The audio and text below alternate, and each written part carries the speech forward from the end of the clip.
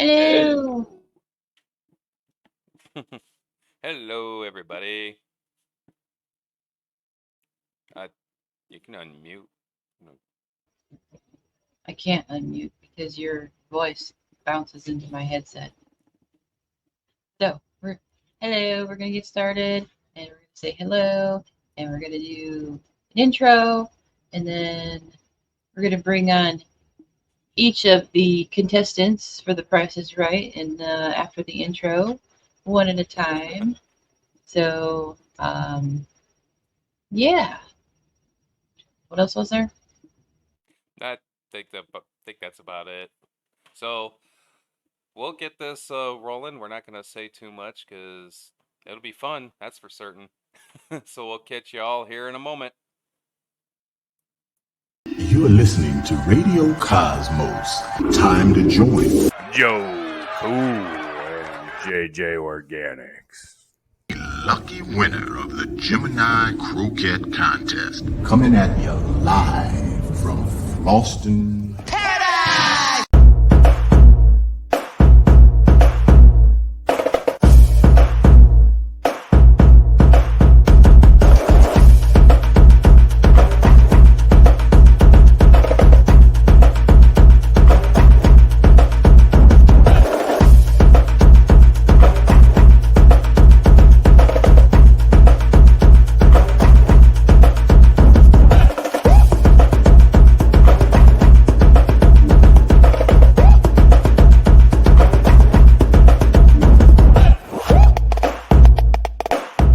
Joe Cool, who I see in many different live streams. Joe Cool is a cool dude to have on all the live streams. This dude is there.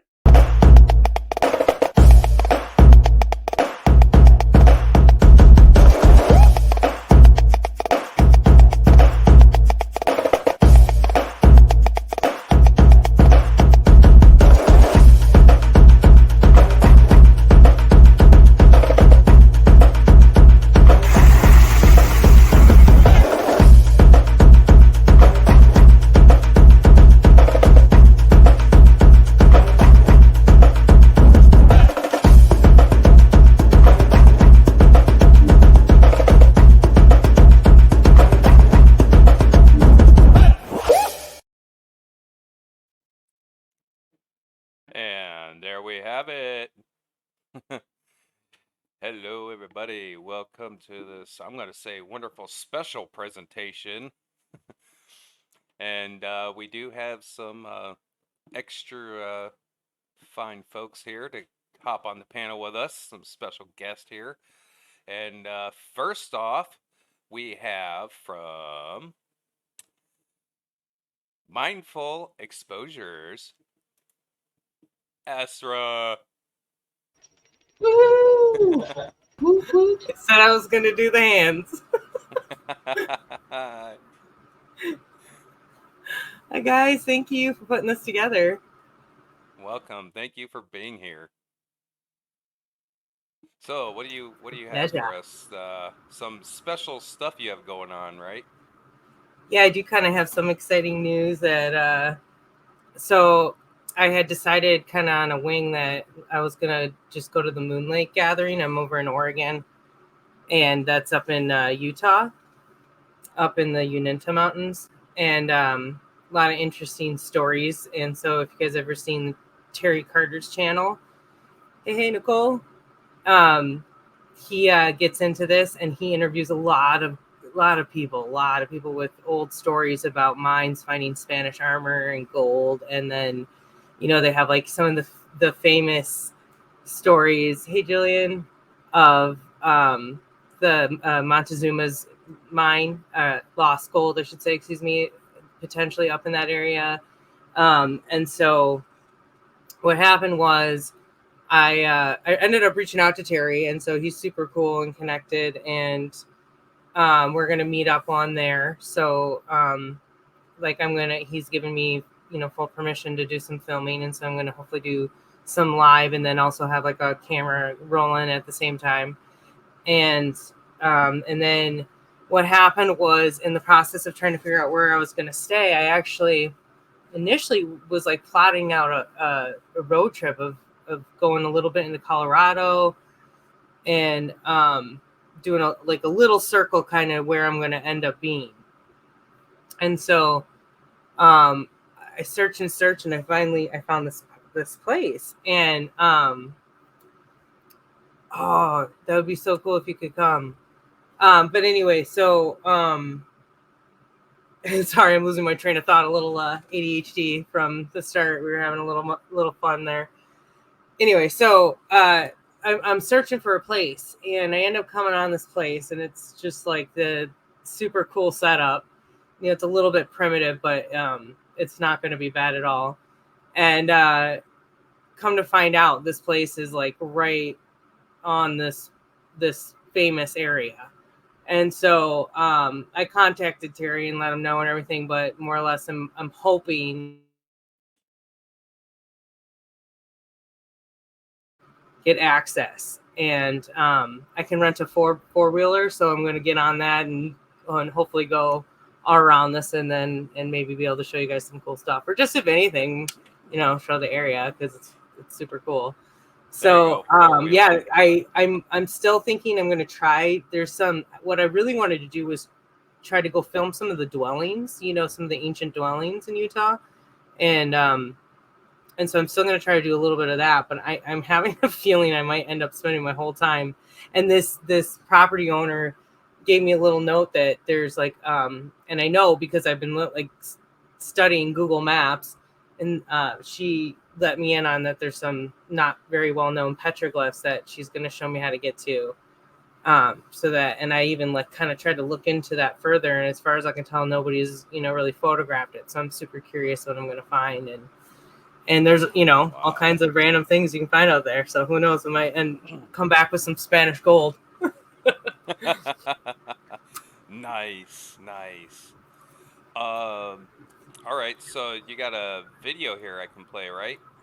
Yeah, and this is more on the subject matter for tonight, but with really what going to this Moonlight Gathering is very paranormal, and what I was talking about, like a lot of the experiences are of the paranormal, so I feel like it all kind of interjects. But the video I'm going to share is something I made from an old clip that I found. So it's mostly you're watching old footage. I just kind of did a little fancy thing on it.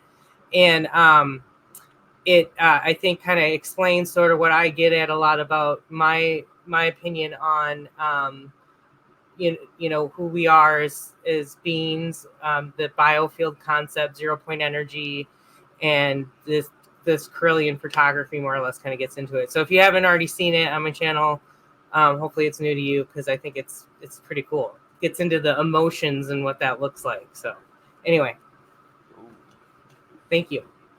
Alrighty, so let's hit it. Bring it up.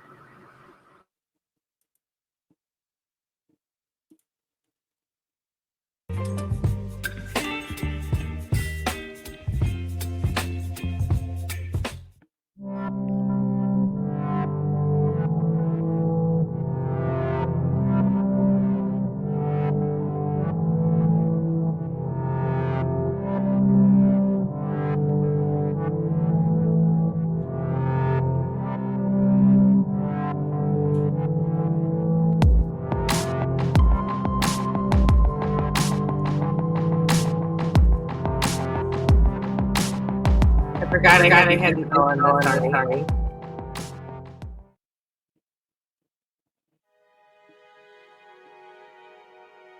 Now at the University of California at Los Angeles, a laboratory exists where researchers are attempting to capture this human energy on film.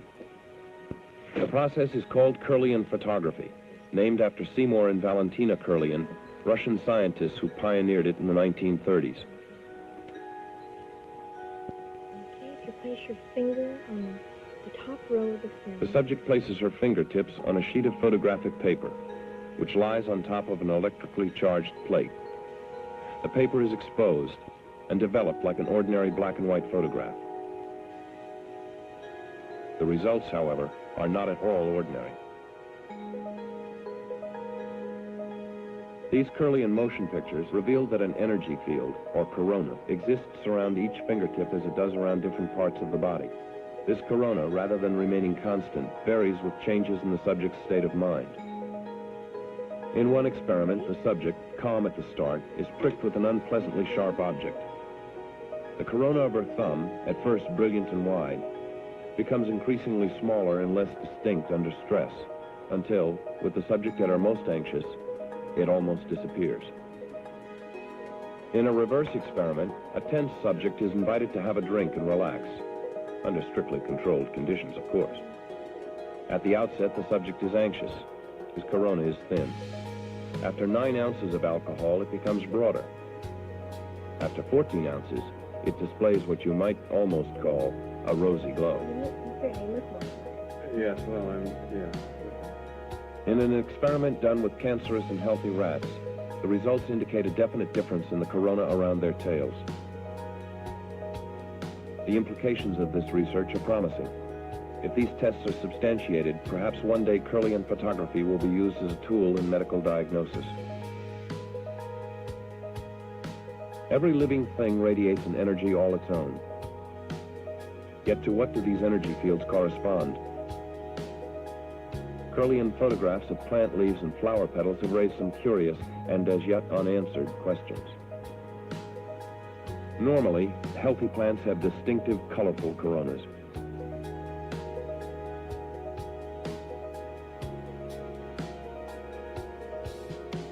On a few occasions, when part of a leaf has been cut off, a strange ghost afterimage appears. Researchers call it the phantom leaf effect, but no one knows yet what it means. What happens when 2 human energy fields come in contact? Tim and Lois are lovers. Photographed alone, his finger's aura is blue and spiky. Hers is white and softer around the edges. When they touch, their coronas mix and mingle. In contrast, observe this Kirlian photograph of people who are a little angry at each other. And this one, in which the person on the left is extremely hostile.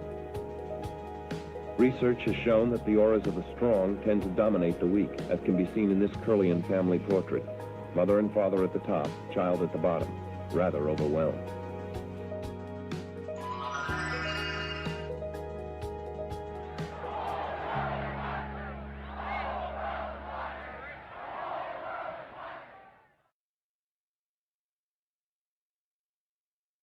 Wow.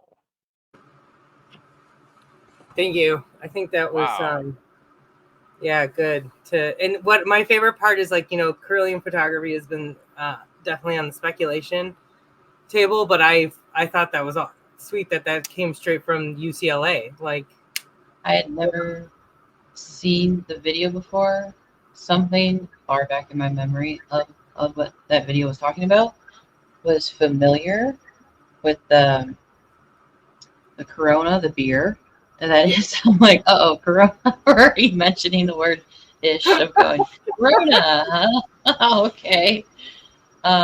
So Corona is like the aura? Is that what it's... yeah, it's like pretty much what they were showing was like the biofield that comes off.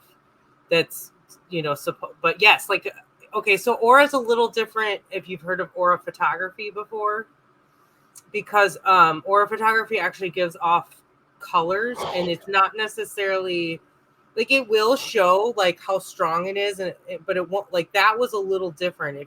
If it didn't give you color, it gave you like more of like a field. Like, you could literally see the difference between sort of a dulled out field versus a spiky energy field, right? Like I don't know how you would describe that exactly, because they didn't say like what state those people were in that, but I'm assuming like, they were clicking, their brain was clicking in that moment. Their energy was high.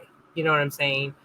That's really because they showed the example with the guy on alcohol, and that he was showing a less stressed energy field, but it was sort of dulled out, which was kind of interesting. Instead of spiky, right? Yeah, when the one, what did you say, the one participant was a little like tense and needed a drink or two. And then they talked about what was going on, and I'm like, there's the beer, Corona, and controlled environment. Just relax. It's okay. Pretend you're on the beach. That's right. It would be Yeah. cool No, that to was see the difference, though, of like someone relaxing on a beach versus someone having like a drink in their apartment. You know, to see like what the aura look like, and do you get similar effects, or is it different? Yeah. Yeah, So, because even controlled environments can still be stressful and not altogether technically controlled. They're still variables. Variables, I think it's the word. yeah. That play a factor of the air quality alone. If somebody's actually more sensitive to the smell of air being stale, dead, or like they're used to having a slight aroma in the Mm-hmm. air, whether it's flowers or citrus. Flowers will give me a headache. Citrus is what I prefer, but Like- also just Like not being in jasmine a for you? Does jasmine smell like real jasmine when you come on it? Is it real strong? Because for me, it is. It's like overpowering. And it almost And smells like the fake chemical perfumes that I can't tolerate. Mhm. Yep. Yeah, lavender also. Oh, really? No, I can tolerate that, but I can't do anything lavender. Is like the worst so far. it's interesting. I kind of thrive on lavender and peppermint. I sometimes people see me doing this, and I always think, "Oh man, do they think I'm snorting cocaine or something?" But I put peppermint oil right here. Yeah, I'll just take the You know, 'cause bottle. I'm in the car, like real quick. You know? It's for my sinuses. It has. I swear. That's hilarious. But I've learned anyway. So yeah, Well, that's thanks for interesting. sharing. It would be interesting to see. Yeah. Yeah, what like it'd be cool to do more experiments. And I have looked into that type of photography, and I found more of the color style. There is a place in Portland, but there's not many of those. And I don't know. I was gonna inquire. I'm still gonna ask about it and see if I can do an interview or something. Maybe get in there. Right. Do- That's why you like when I play with. I share some of the footage when I'm trying to get the moon mostly. But if the moon's not really, around, or it's hard to get, and I'm playing with the camera, if I just angle it slightly, with the sun, Yeah. and the sun flare pops up, because then afterwards I'll even screenshot anything that looks cool with the, I guess I want to call it the aura of the sun coming through the camera lens, because it's just a red dot with the flare. The rainbow color spectrum comes through. Sometimes it looks like that blue beam alien ship. Yeah. Just playing around with whatever. Sometimes it looks like a jellyfish. It does. That's what I get at. And also I feel that I've taken some photos where it's like, you get your typical flare from where the sun's coming at, but then you sort of get this reflection flare. And I've had some really interesting shots that way. I feel like captured a few orbs too, and like nothing super crazy. But one of them was right next to this Native American roundhouse. So it's like, I'm pretty sure that's what it was. It was pretty, Yeah. It was pretty prominent. It wasn't a dust thing, The cameras do pick up things. When we used to live in Michigan before we moved here, we have a dash cam on our vehicle, and we always backed in because it was a very narrow parking lot, small, narrow. So, and very few street lamps. But our camera could actually pick up this activity around the street lamp kitty corner from our truck. And I'm mostly looking for, because I would download the footage and scan because we had nefarious activity going on. Mostly through the night, definitely after midnight, but not always. Up to 3 a.m, there would be orbs. I'll call them orbs. And it wasn't raindrops or dew dancing on the windshield.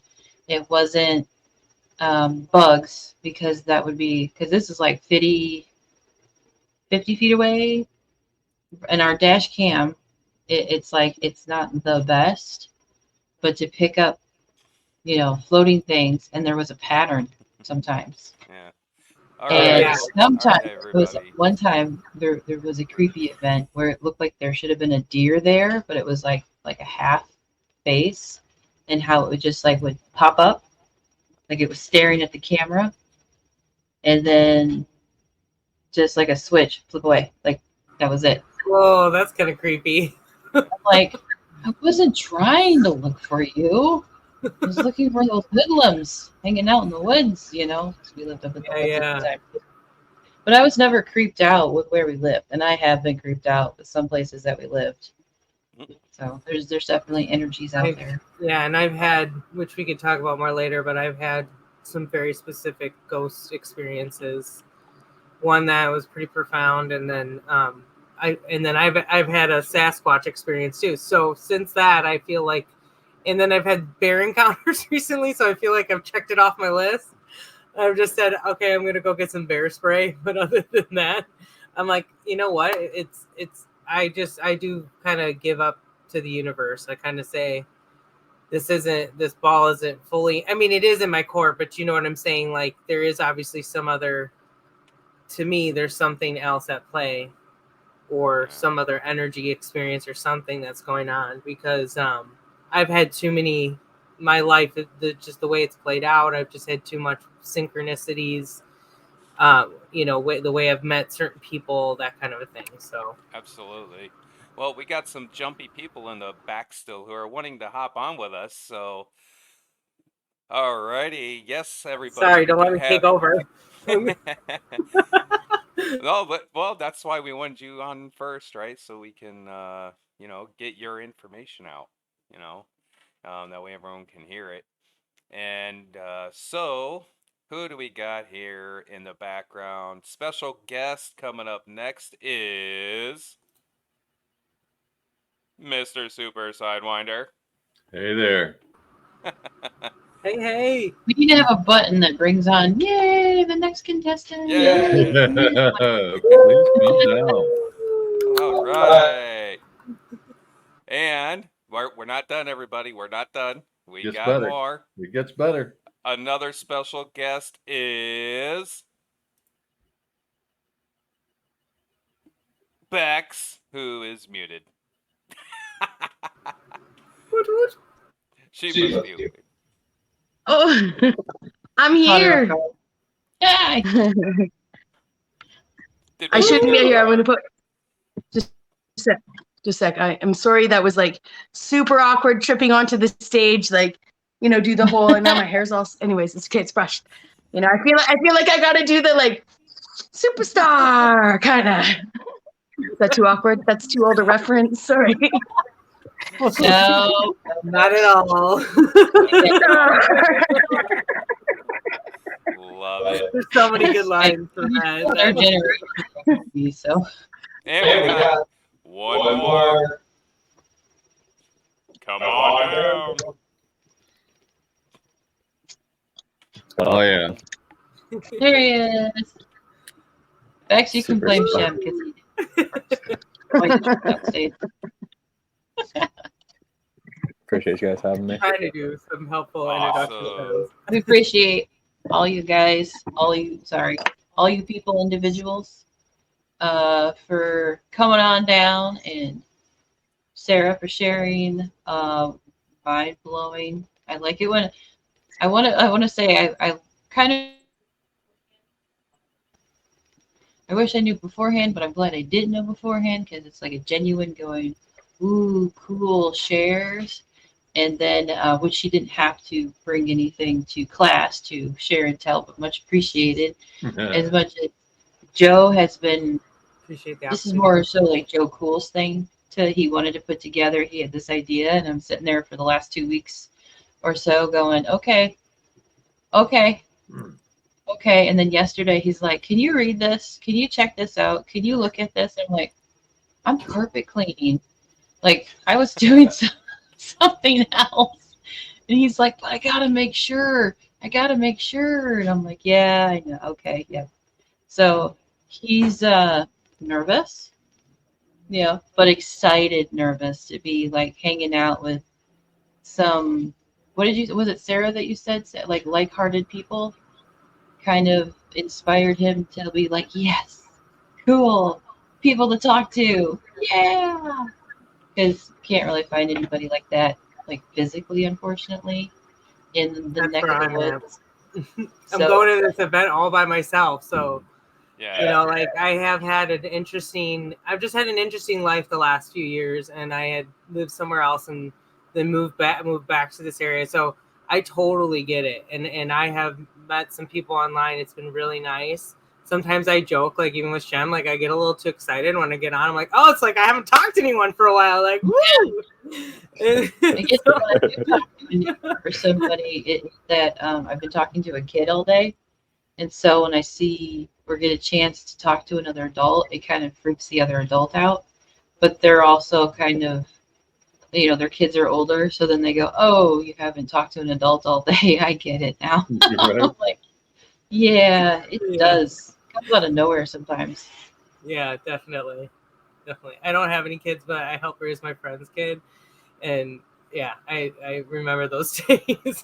Yeah, it's just like a accidental self-isolation kind of, and then you see another face of similar age, maybe possible interest, and you just go blah blah blah blah blah, blah for hours. I'm like similar age. I'm dying of menopause here, friends. I'm dying of menopause. Okay. Living your own personal I'm actually sweaty too. Up in here now. I'm sitting in the air conditioner with a fan directly on me. I just run hot in general. Shout out to AC. Oh my goodness. Yeah, so yeah, like JJ said, I kind of been going around the past week or two just like, excuse me, HDS! HDS coming through! Got a package, people!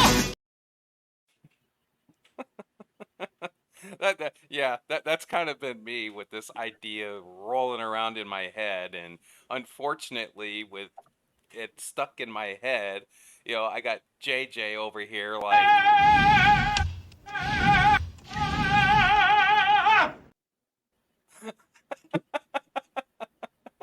That's good. That's the God's honest truth there. It really is. Because yeah, I came to her kind of with the idea of going, hey, I kind of want to put something together, and it's really weird because I guess I've been known as a social person lately, you know, or just I've always been social in that aspect, and I've always been that way, right? And I'm like, you know, the old saying of sink or swim.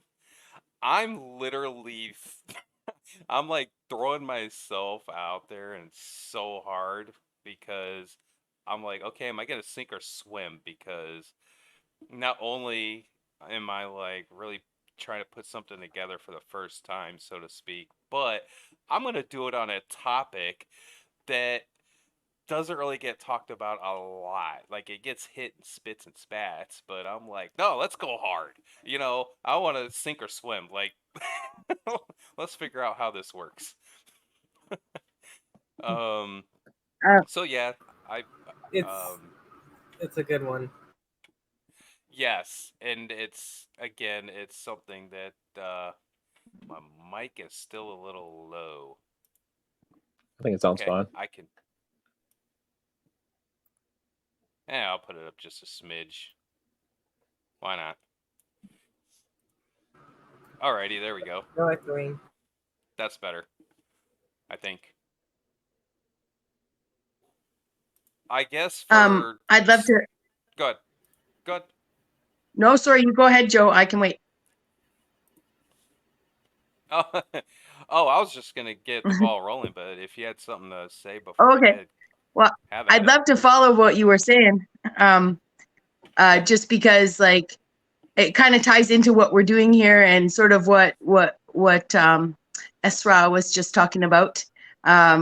In that, you know, there's a frequency that we all put off. I do think that probably that they were measuring in emotion, probably resting is related to aura on some front. Like I would imagine that there with the right tunage, I don't mean to, infringe upon, anyways, I think that it might be related, but, I was saying to Phil recently from Amongst Us Are Predators that you and he have a very similar way of congregating people, right? Like that you're a real, like, I don't know, a magnet of community of some sort, like that resonate, that you and JJ Organics both, especially as a team, really this community needs people that are kind of the oh, hey, I'm over here, like just there's it's like the human version of Hippie Shake. I know she's a human, okay, but I just mean she's the AI algorithm. She's the algorithm AI wants to be, like in terms of actually connecting people who want to be connected, right? So, you and Phil have a real talent for gathering people, and I really appreciate it. I really appreciate being here and being, on Shem, you having invited me to your channel. Like it really is a real gift. And that bio field, which I could definitely, spend the next half hour talking about the last, where the last 10 days have taken me.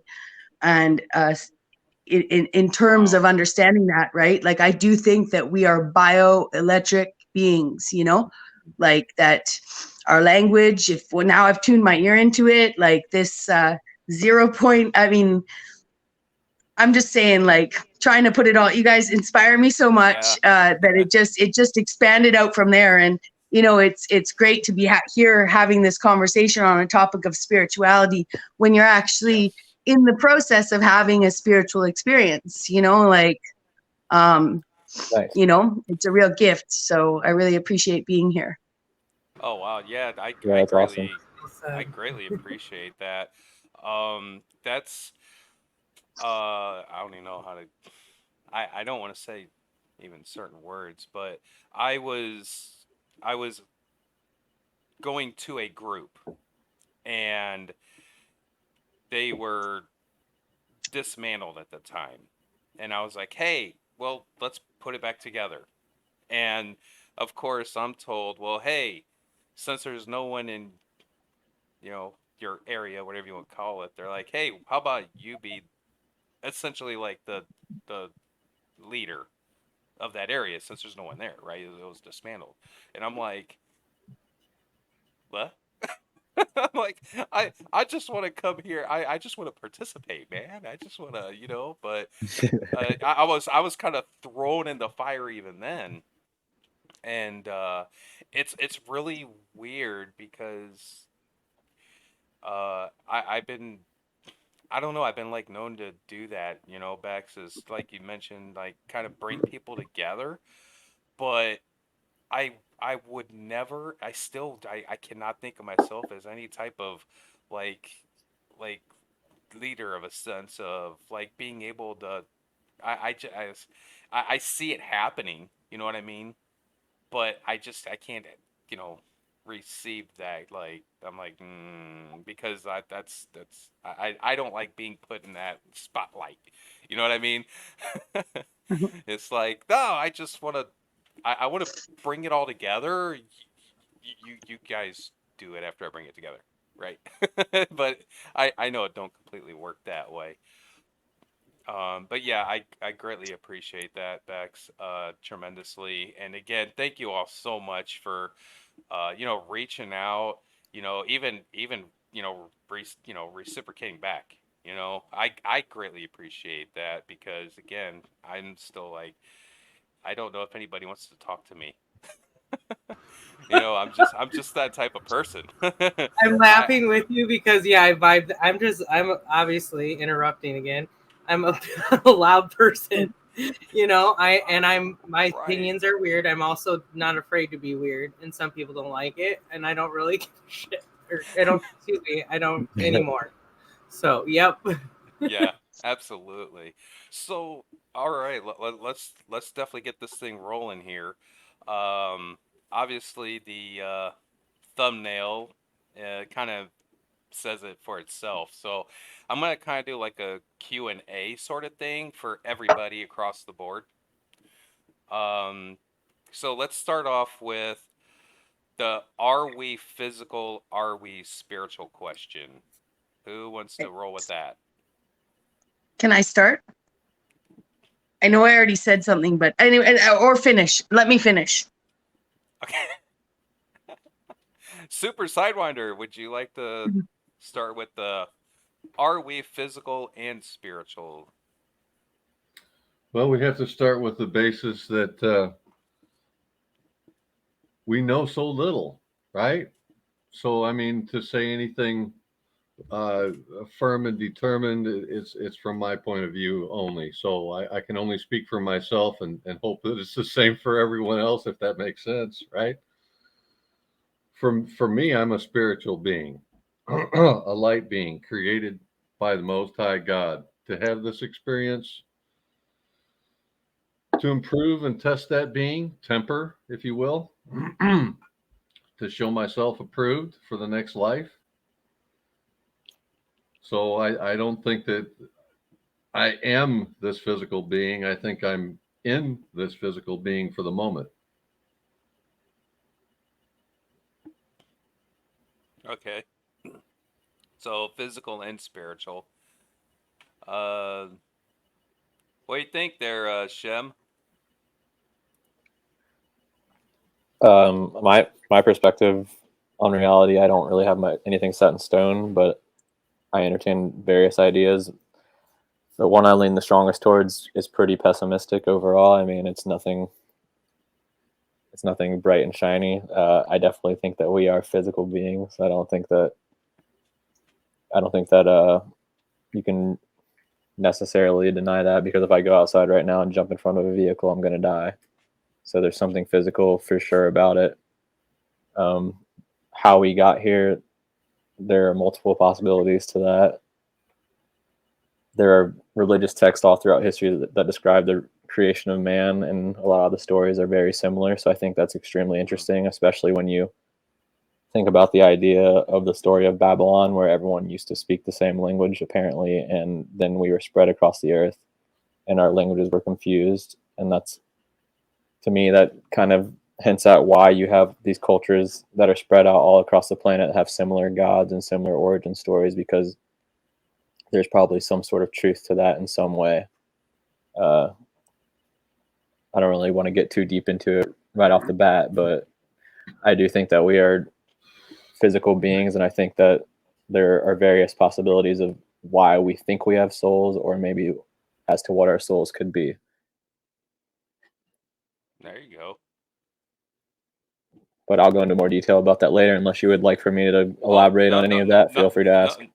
Not that works for now. Oh, it's going to get deeper as we go. That's the idea. Okay. Good. Ezra, right? Yeah. I'm more like both. We're obviously in this experience, but when I say physical, sometimes I do lean towards like the simulation concept. It's really, I don't know. I don't want to find out maybe too soon, because I feel like that's part of the fun right now, is like this mystery that we're entangling. But yeah, I think more so than ever, though, I definitely on the spiritual side of it, like I feel like I have a specific life path that's sort of been laid out for me more recently, and just certain experiences that I've had too. But that is part of what's like hard to discern, with what is this, a simulation or like a physical plane. So Do you think it could be both? yeah, I mean, it's how could it not be physical, in the sense that like Shem's saying, like, if I cut off my finger, I mean, there's like a whole part to that. But what's interesting is like what we looked at is this aura and this like phantom limb syndrome, like obviously there's something else. So right.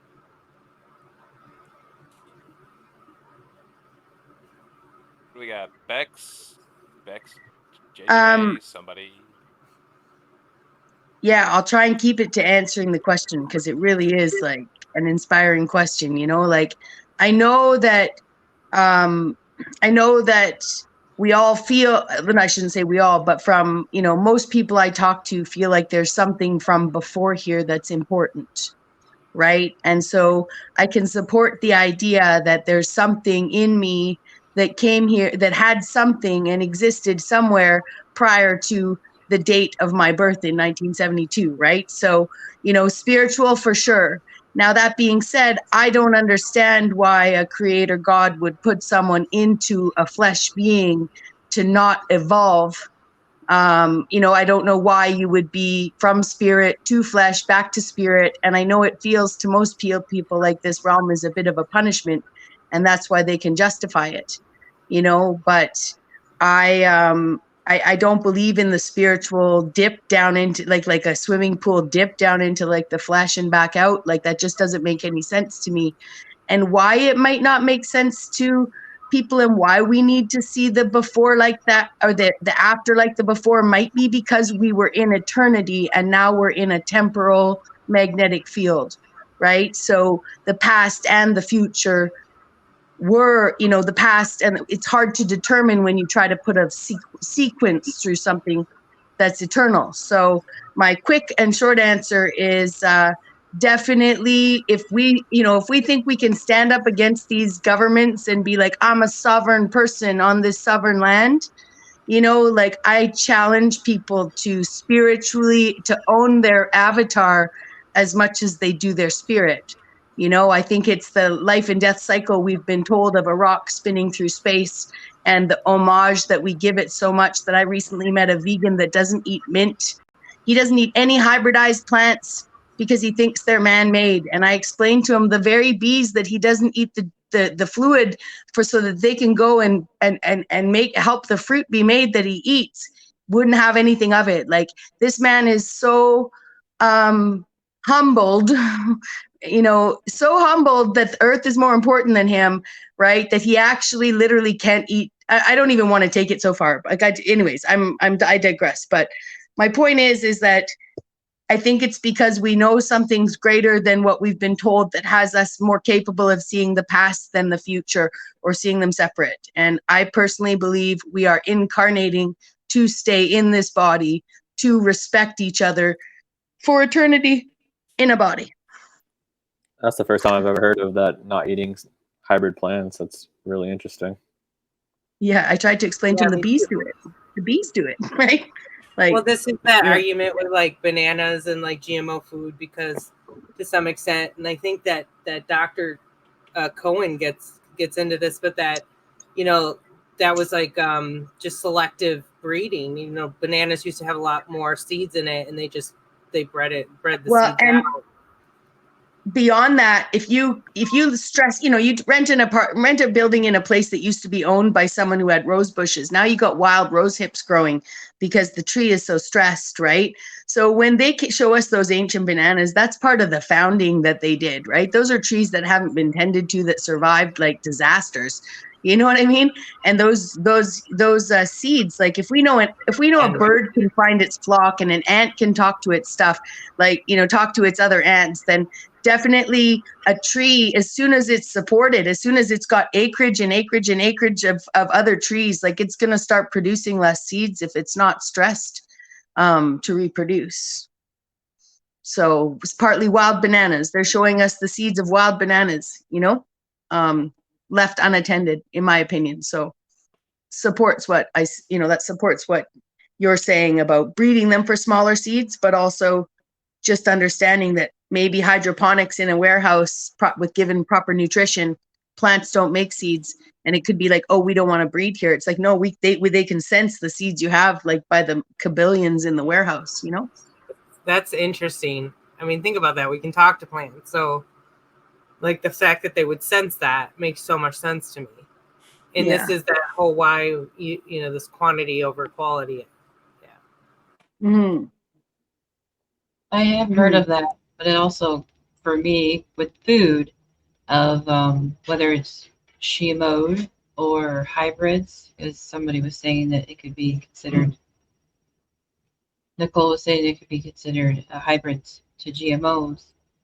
I'm sitting there going, something else is going on with the food and our environment as a whole, because I went from being able to eat strawberries, kiwis, bananas from being a kid to now I can't touch them. I can't even hold a jar with an ingredient of strawberries in it because my whole body will start to react. And the first thing I was allergic to as a kid was ginger, just the smell of it. And I would get headaches just smelling it. And it's an allspice, so it's in everything around the holidays. So it's another reason why I have to avoid people, because they like everything that smells like the season and the holidays.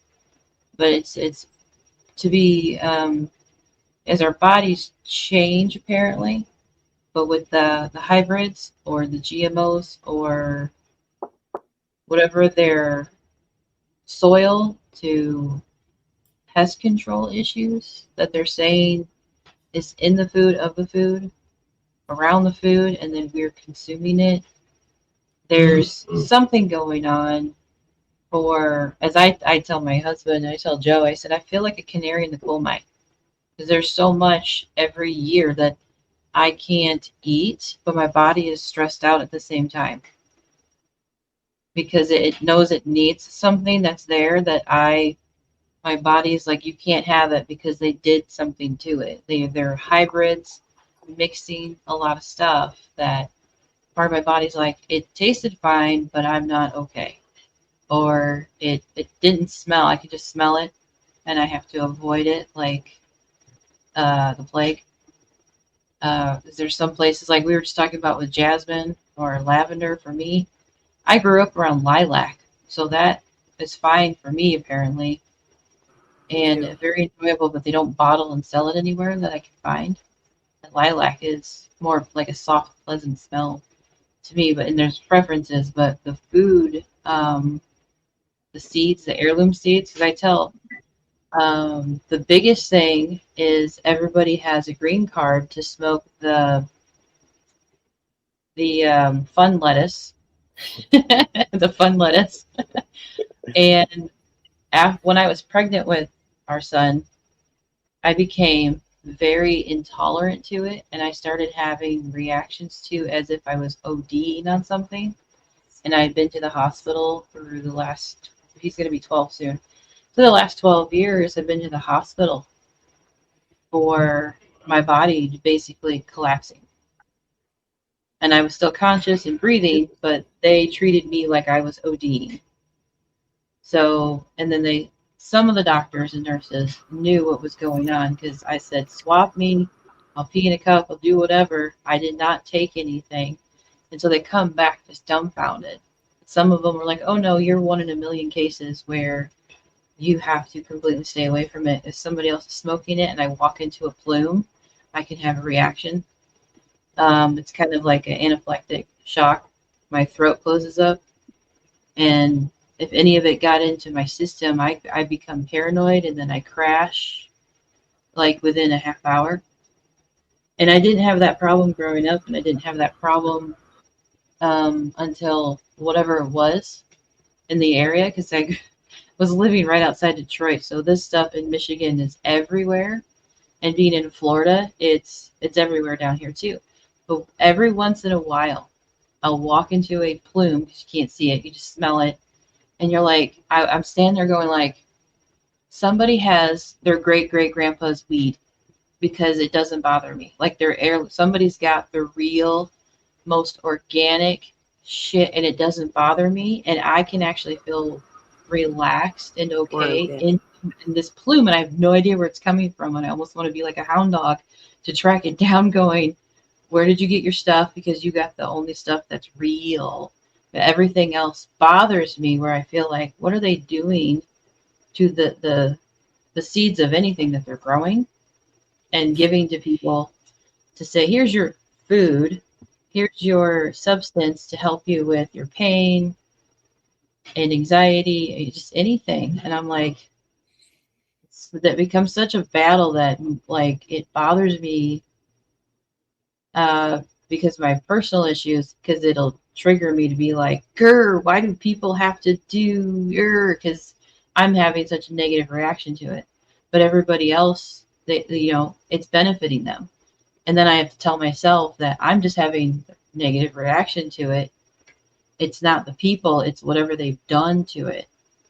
But there's actually people, this is actually a known thing now, that people, because of the quality and because it's becoming so recreationally available, that they're having issues with people. It's like it's more or less like a pesticide complication. A lot of people are getting stomach related issues, and obviously we know the stomach is the second brain, so you can only imagine what it's going to do to you. But yeah, it's actually like it's like there's a new study that was done, but they did link it, interestingly and thankfully, to the quality of the product. And they actually just had a recall in Oregon, and thankfully I don't get that kind. I'm very like conscious of what I get, where I get it from, and the organic substance. Because I mean, I'm not going to say that. I started to say, like, there's times where you can't always control what's in front of you or the circumstance. And instead of like obsessing or stressing about it, I had decided that I was just going to put a better intention behind it. But it doesn't mean that I still don't. I eat organic. Like I definitely strive to go, and I want to live that way. I want to live a more sustainable organic life. So that's just the name is, our first letters put together with organics. And I came up with that a while ago. And I said to put out the intention, the idea, the goal, what's that word of the year? Manifesting. Because even the fun story is meeting Josh. We met on a free dating site, but to say 9 months before that, I wrote down what I wanted because I was tired of fighting for it and not finding it. But I was in a relationship for almost 2 years with somebody else who just didn't feel like he was ready to keep being in a relationship because he was between jobs.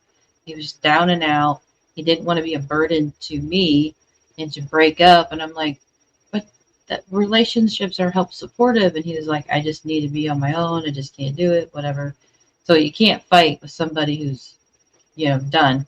So I was like, okay. I was just like, the idea of writing it down, what I was looking for, what I wanted, and I put it in a drawer, and 9 months later, I met him.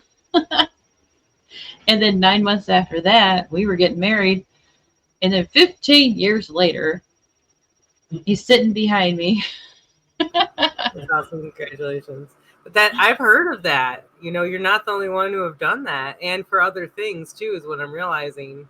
And trying to do myself, which I'm not doing great. And they say, like, the 3 successful things that a billionaire does, and not that I do not give a shit about being a billionaire, but successful. They're saying they read for 20 minutes and exercise for 45 and write a page of a journal down. And part of that is I think you're putting your attention up. Sounds like they got a lot of free time. Yeah. Really.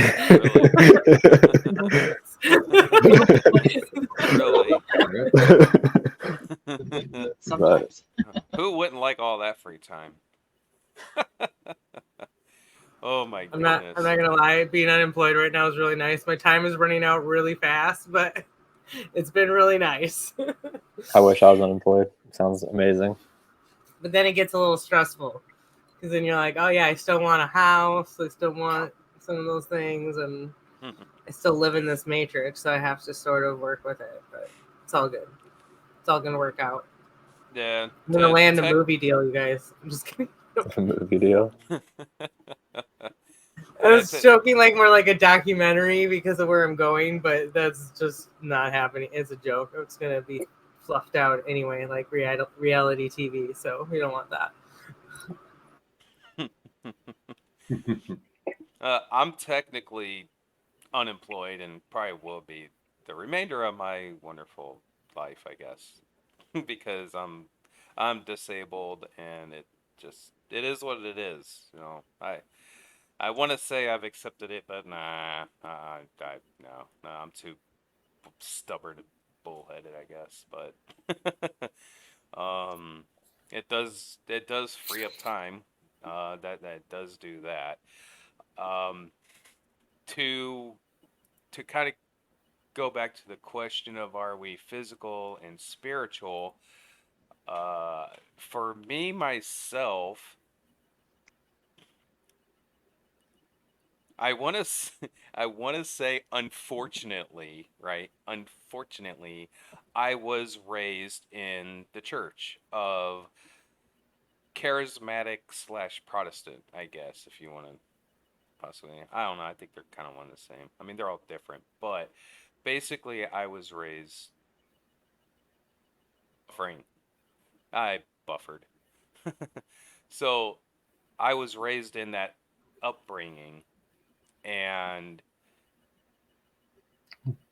I never really wavered off of that, and I want to say due to my upbringing, there's a lot that I didn't learn that when I met JJ, come to find out, she did learn a lot of it. And in a weird way, I kind of envy that, so to speak, because I don't know it and I don't understand it, which in a way is kind of why I wanted to put this kind of panel together and have these questions. Um, it's not to be, that Bible thumper. I'm actually wanting to ask questions, be open minded, and see if there's something I'm missing, because everyone can see stuff from different angles. And that's essentially kind of what I'm trying to do is learn. Literally, that's pretty much about it. So And when you say you're a Bible thumper, you actually read the Bible on a regular basis, or did you just listen to what the priest told you? I did do a lot of my own research and studying. Now I haven't. I'll be honest and say I haven't done it in a while. I'll be really honest because I was brought up in it. I I have like that muscle memory, if you will, of the scriptures. So it's like already built. It's already there because I was raised in it. Um, so it's like I know I can, like, kind of like Super Sidewinder said, I can only verify only what I've known and what I've learned, and basically through JJ, because as you can see under her tag, it says heathen, pagan, Gentile.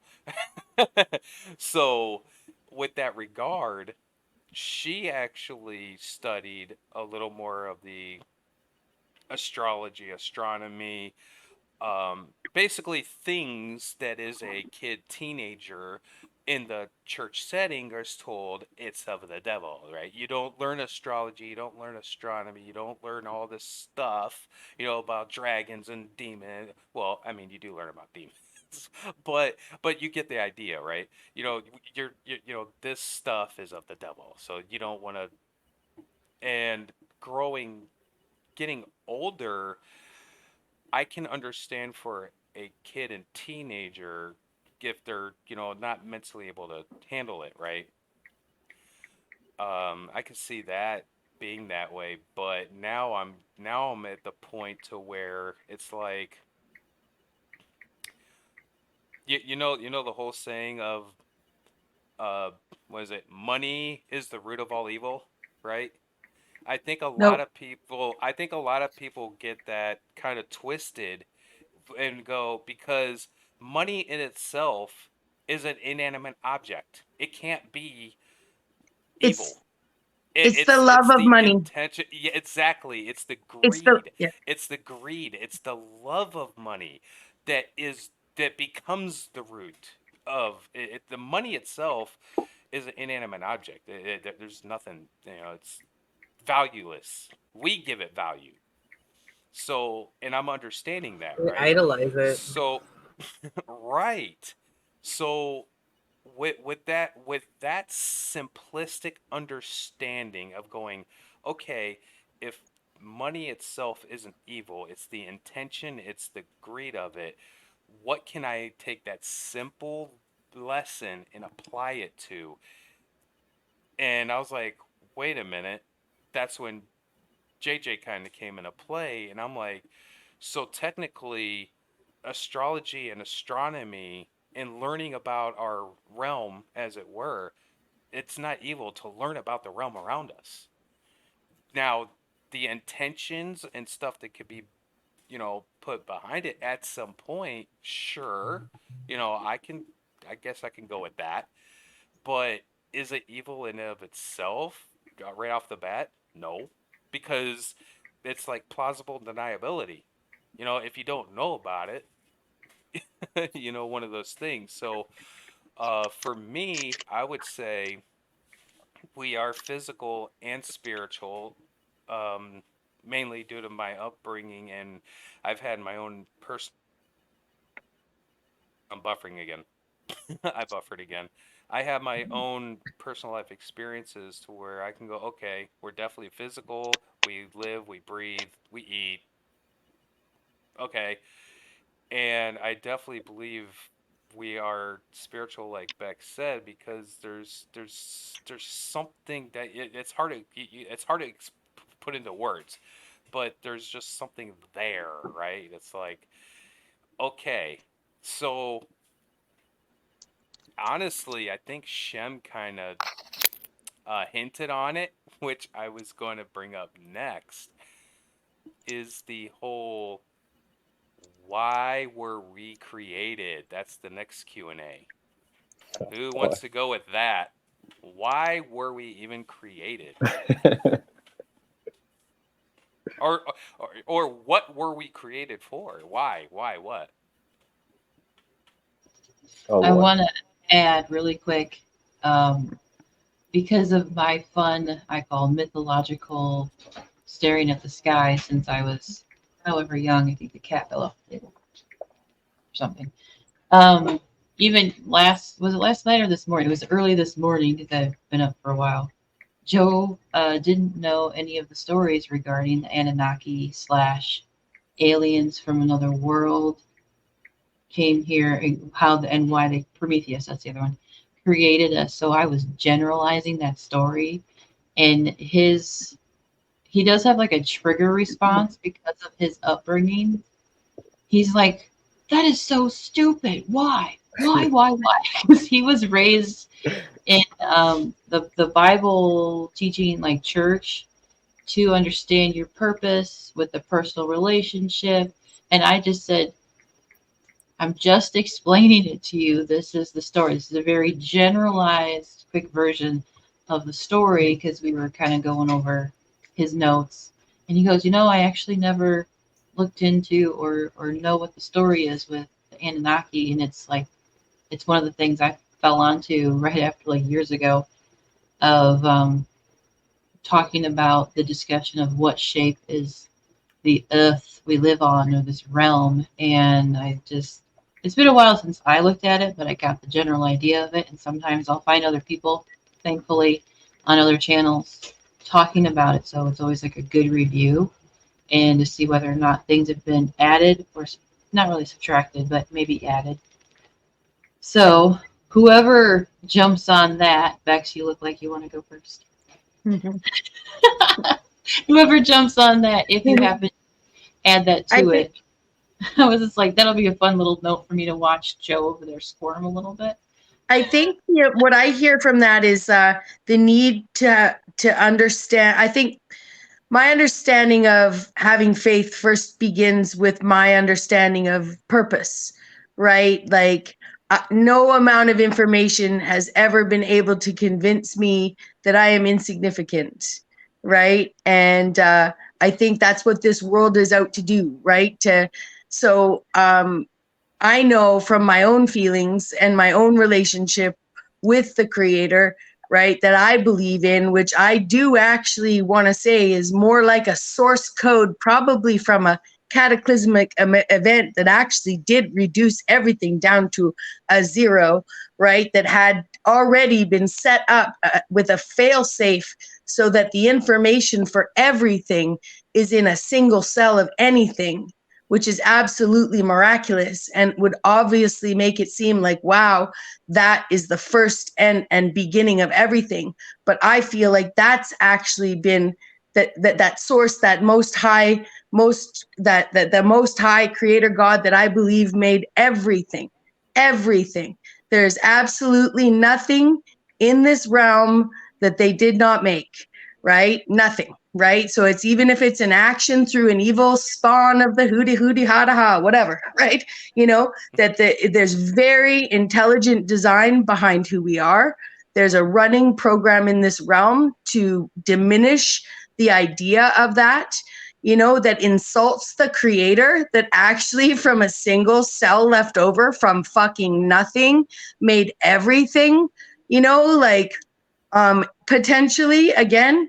But I do know that my research into sort of theology and eschatology and that kind of stuff comes from a very backwards approach. I got lost in the dictionary for many months after not finishing a master's degree, and my job basically burned down. So I was in a place of destitution for the first time ever in my life, where I'd been saving for the future and paying for the past and getting nowhere, and suddenly I'm in this scenario where I'm like, fuck it, right? And I got lost in the words, right? Because in the beginning there was the word, right? And people think it was spoken.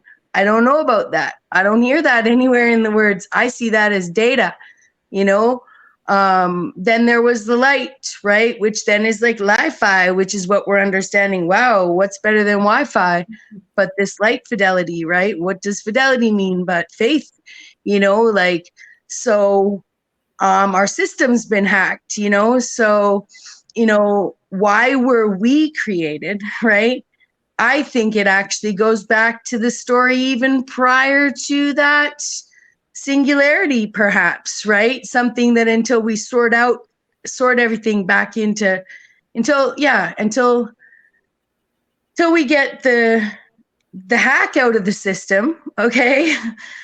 Which again may have been created. Everything's created for a purpose, right? Like, so evil is the reason why we're here to test them, right? If you're not evil, and I don't believe this. Oh, we gotta have good and evil in everybody. Like, no, actually, it's a source code thing, actually,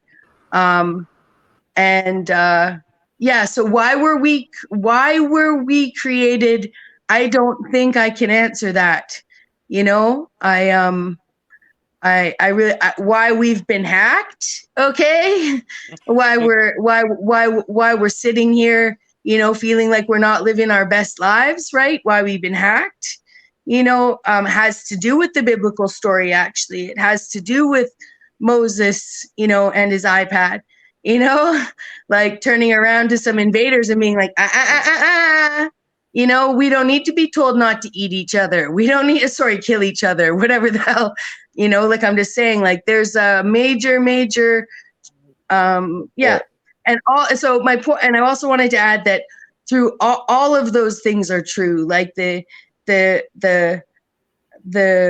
astrology way to, you know, Harry Potter. Okay, J.K. Rowling has brought faith to people in a world that's told that's actually had an invader's story told overlapping our story. They've mocked and mimicked their way all the way through the entirety of this time program they're running on us, you know, that's a test to them, actually, though. Just so have you ever heard the idea that we did this to ourselves? that we did this to ourselves to remember something, to remember like what we used to have. I heard that recently. Yeah, I have. Yes, sorry, I was thinking how that fit into my system, right? I do. I think this we're taught to take responsibility for everything in this world. We're taught to feel guilty to frickin' run the water. You know, we're taught to feel less rights than a tree. You know, like we're so small, right? Then the only thing I can see in the opposite of it is being made in the image of an all-powerful, all-knowing source. That I think that we are remembering something. I do think there was. Yeah, I think eternity's been colonized. Yes. Oh. And we lost her. They got so excited it kicked her out. Like her energy. Your own energy went boom. They hacked you immediately. They hacked you. You're like, oh, they're coming out. Boom. Like, pull her out of here, man. She's elevated. She's out here. Are we able to ask some Am I questions, or do frozen? you want to keep Okay. it going? Wow. Pardon me? Are we able to ask questions? Or are you trying to keep it going, Joe Cool? Yeah, I can. Yeah. Sorry. Oh, it Sorry. don't matter. You know, this is Okay. you know, just questioning and. Bexx, my first, I have two questions for you. The first one is why is it a problem that we would be insignificant? Like, how do you possibly view that in a negative way if we were to be insignificant? My spirit, since just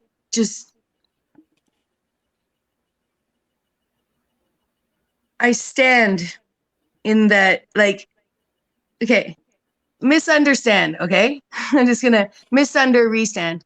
Okay, that's what they've done to our language. They restand, right? I know they say, oh, we stand under something, blah, blah, blah, but I'm just saying, like, I know from my bones, I know since I was an infant, I know since I've stood up to the system, like, I don't know, that's the faith that I have. And I believe everybody, in fact, I used to stand in a level of empathy and compassion with every single being on this planet, understanding that everybody's just as important, even if I can't understand why, even the evil ones, but I can't see. But can you see how what you're saying, if you're saying that everyone's important, then that means there's not really significance to an individual, right? If everyone is important, then there's no significance to an individual person because we're all equal and we should all be cooperating and worrying about each other as opposed to thinking that we're better than anyone else, right? Oh, I never thought but that's what I mean. I'm not saying you're better. You're saying yeah. you're better than anyone else. I'm just trying to clarify because I think that one of the biggest problems with society right now is that people think that they are better than other people or that they're more significant than other people, right? I think that's. But I think that's a manifestation of that core feeling of God. I think that's a manifestation of that core feeling of that language of what we know our source code to tell us. I didn't come from no monkey. I'm not, you know what I mean? I didn't come here to be Bill Gates' slave. You know what I mean? I didn't come here to be not be a mother. Okay. That's where it comes from. Right. Cause I'll tell you guys, mark my words at the end of time. I challenge all women through all time, through all this whole realm, see who can have more babies than me, man. So I guess that's where it comes from. I was like, wait, no, I can't. I'm good. Yes, I'm having it. Because I want to be a mother. I've been a mother to many. We'll just put it that way. I realized that. Yeah. Actually, all my friends thought I was going to be the first mom. And life just has its way of being the way it is. And I have been very thankful that I've had that ability to be the mom to a lot of people. Little kids, but also adults too. So. Me too. And this year's 2023 and me. I'm all 2023 and me. I'm just momming myself. Well, if you're not a mom already, I hope you get to be one. I was viewed growing up as to not have any kids. My sister babysat everybody's kids and then started barn and house sitting, dog sitting. And she's older than me a few years. And we don't talk, but she doesn't have any of her own biological kids because apparently she never wanted to have her own kids. She she always joked about saying, "Oh, I don't mind watching," and she's really good with kids. She has that natural motherly, It's But she's like, "Oh no, I want to give them back. I don't want them to stay. I want So I like, hate and babysitting, for but I'm me, giving it's it just back." like, it's just like an acceptance thing. It's just like, it just is what it is. You know what I mean? But that's cool. And I think that, I feel like that's the whole concept of everybody having a role. You know, and what if we had a village? That person would be such a vital character Yeah. in the village. Yeah. Although if we had I was fine PTAs either that, way. Go ahead. I was just gonna say, if we had PTAs that insisted that not parents were on the PTA, I think that we wouldn't be in this situation that we're in. You know, I think that then you wouldn't have to worry about misrepresenting your child to stand up to the school board. Like, I'm a taxpayer, you know, like we could have electron microscopes in every school. I think there is something Did to I that. freeze There up is again? people who aren't parents do have some insight that is much needed to parental figures. It's just ego Yeah. gets in the way of allowing those people Yeah. to give their input. Well, a lot of us that recognize that, like, we're uncomfortable in this realm, just don't want to trap another soul here. And we realize if we have another child there, we've brought another soul in that's going to have to deal with whatever this is, right? Yeah, that's how I feel too, honestly. Yeah, a that's lot of where I'm times. That's at. how I felt after our second one. We have a boy and a girl, 13, and he will be 12. And after the medical involvement that resulted in our son having his diagnosis of autism, that I fall down that hole and see how horrible this world had become, where I was like, I regret not knowing more, not knowing better, almost like knowing more. But I had also spent like almost 10 years working as an aide in the classroom. And every so often I would hear the heartbreak of parents saying, I know this is all there is. They're going to be an adult, but they function as an infant or to preschooler, or never anything more than the mental capability of a fifth grader. They'll never live on their own. They'll never be able to take care of themselves, to be a full functioning adult, like independent. So there's this dead end, and there's this huge guilt, and there's this problematic situation when your child is disabled at any age, usually obviously out of your control. If you didn't know anything, whether it's a head injury from an accident, but even taking medication is like an accident. Because have a reaction. everything here is observer based, we look at it only from our point of view. And so while they're doing this to all of our children, we each independently feel like it's just happening to us. So we stay kind of quiet about it or whatever, but they're doing this to everybody. Yeah, it's not. Look at the numbers on just what you're talking about. And now the connection, right, with ADHD and autism. And Yeah, so now those are not a rampant. This is a rampant thing now. Those are not normal conditions. If you go back 100 years, that just plain did not exist. It might have existed. So that's the only other confusing part, because it could have just been misconstrued into that we're putting ourselves into a box. We're forcing ourselves to sit down and work in front of a screen all day and say be happy, when previously your environment was running around in the woods barefoot, like catching our food, and the whole obviously like connection we had that way. So yeah, sorry, it's all good. The only reason I wanted to talk about that earlier when JJ was talking about her allergies, but I don't want to get this video taken down because we can't even talk about it. I know we were trying not to. we can't talk about this stuff. Like we're not allowed to, unfortunately. If you do want to talk about it, form it into a question. You can say anything in the form of a question. I think there's keywords that they definitely take down off YouTube, fortunately. Yeah, but we should a lot of personal struggle, because I wasn't born and raised in a church setting. I was kind of a free-for-all until I understood how to use the cable box, and then it was just MTV and a lot of HBO movies, to say I was too young to be watching what I was. Right. But I saw the adults struggling in my parents or my neighborhood, because art reflects life, life reflects art, what he called music, movies, everything was still, there's a realness to it. Mhm. And I would ask the big questions of why do we still struggle with trying to figure out how to feed starving children in other countries or our own? Why, or there's so many stress levels to being a parent, to raising a child in this world, and then you either see it, you grasp it, or you really grasp it when you have your own kids. But I saw it before because I was taking care of kids after school. The parents picked them up, dropped them off and picked them up. The kids were there for 12 hours every day.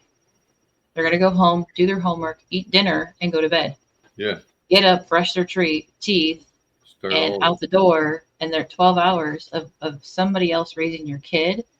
That struck me as a problem. Yeah, it is a problem. And there's certain things in the society I live in, the States. It's very different when I see how they live in Spain or Germany or China. I'm like, there's such differences, but there's still this, I want to say, over involvement of society to tell a family how to raise their kids. But then it's like that balance to go and say, how, and we're asking for guidance, but we're not asking for somebody to control us. And that obviously takes over even in what is the now of our physical and spiritual to the afterlife. Oh, there you go. Yeah.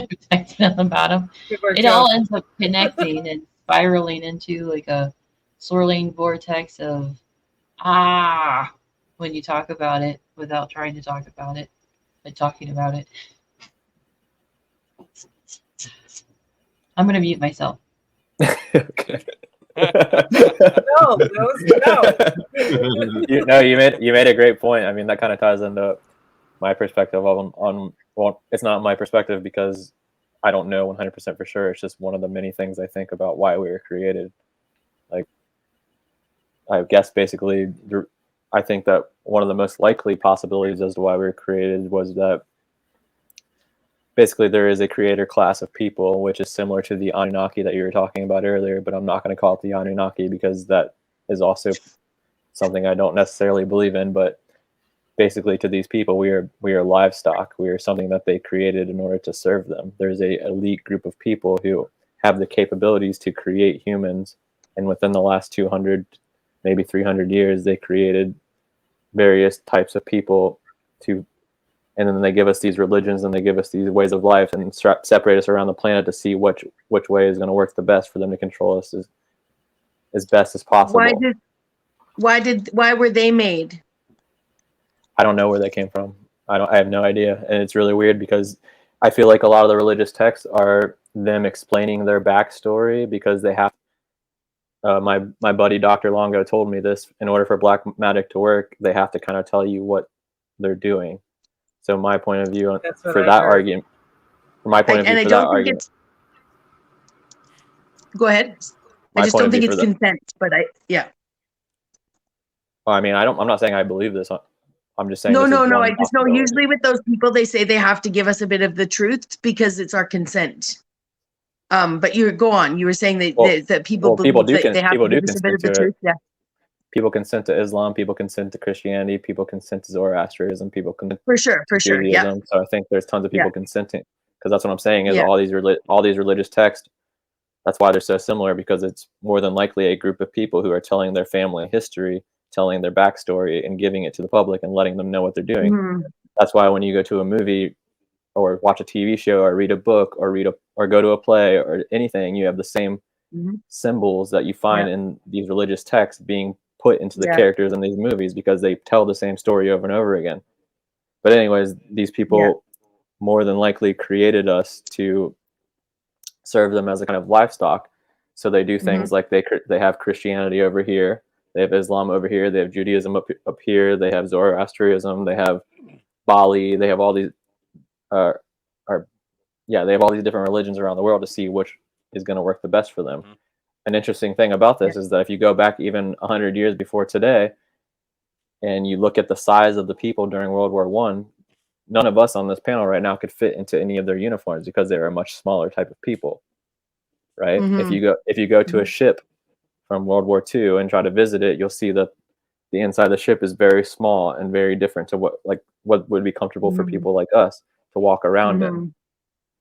So it's likely that some of these events in history were just them exterminating their last type of people that they were experimenting with, right? And I mean, a lot of this stuff is just pretty crazy to think about, but when you look at things like, Timaeus by Plato, for example, there's a detailed breakdown of how humans were created, and they talk about different races before humans were created.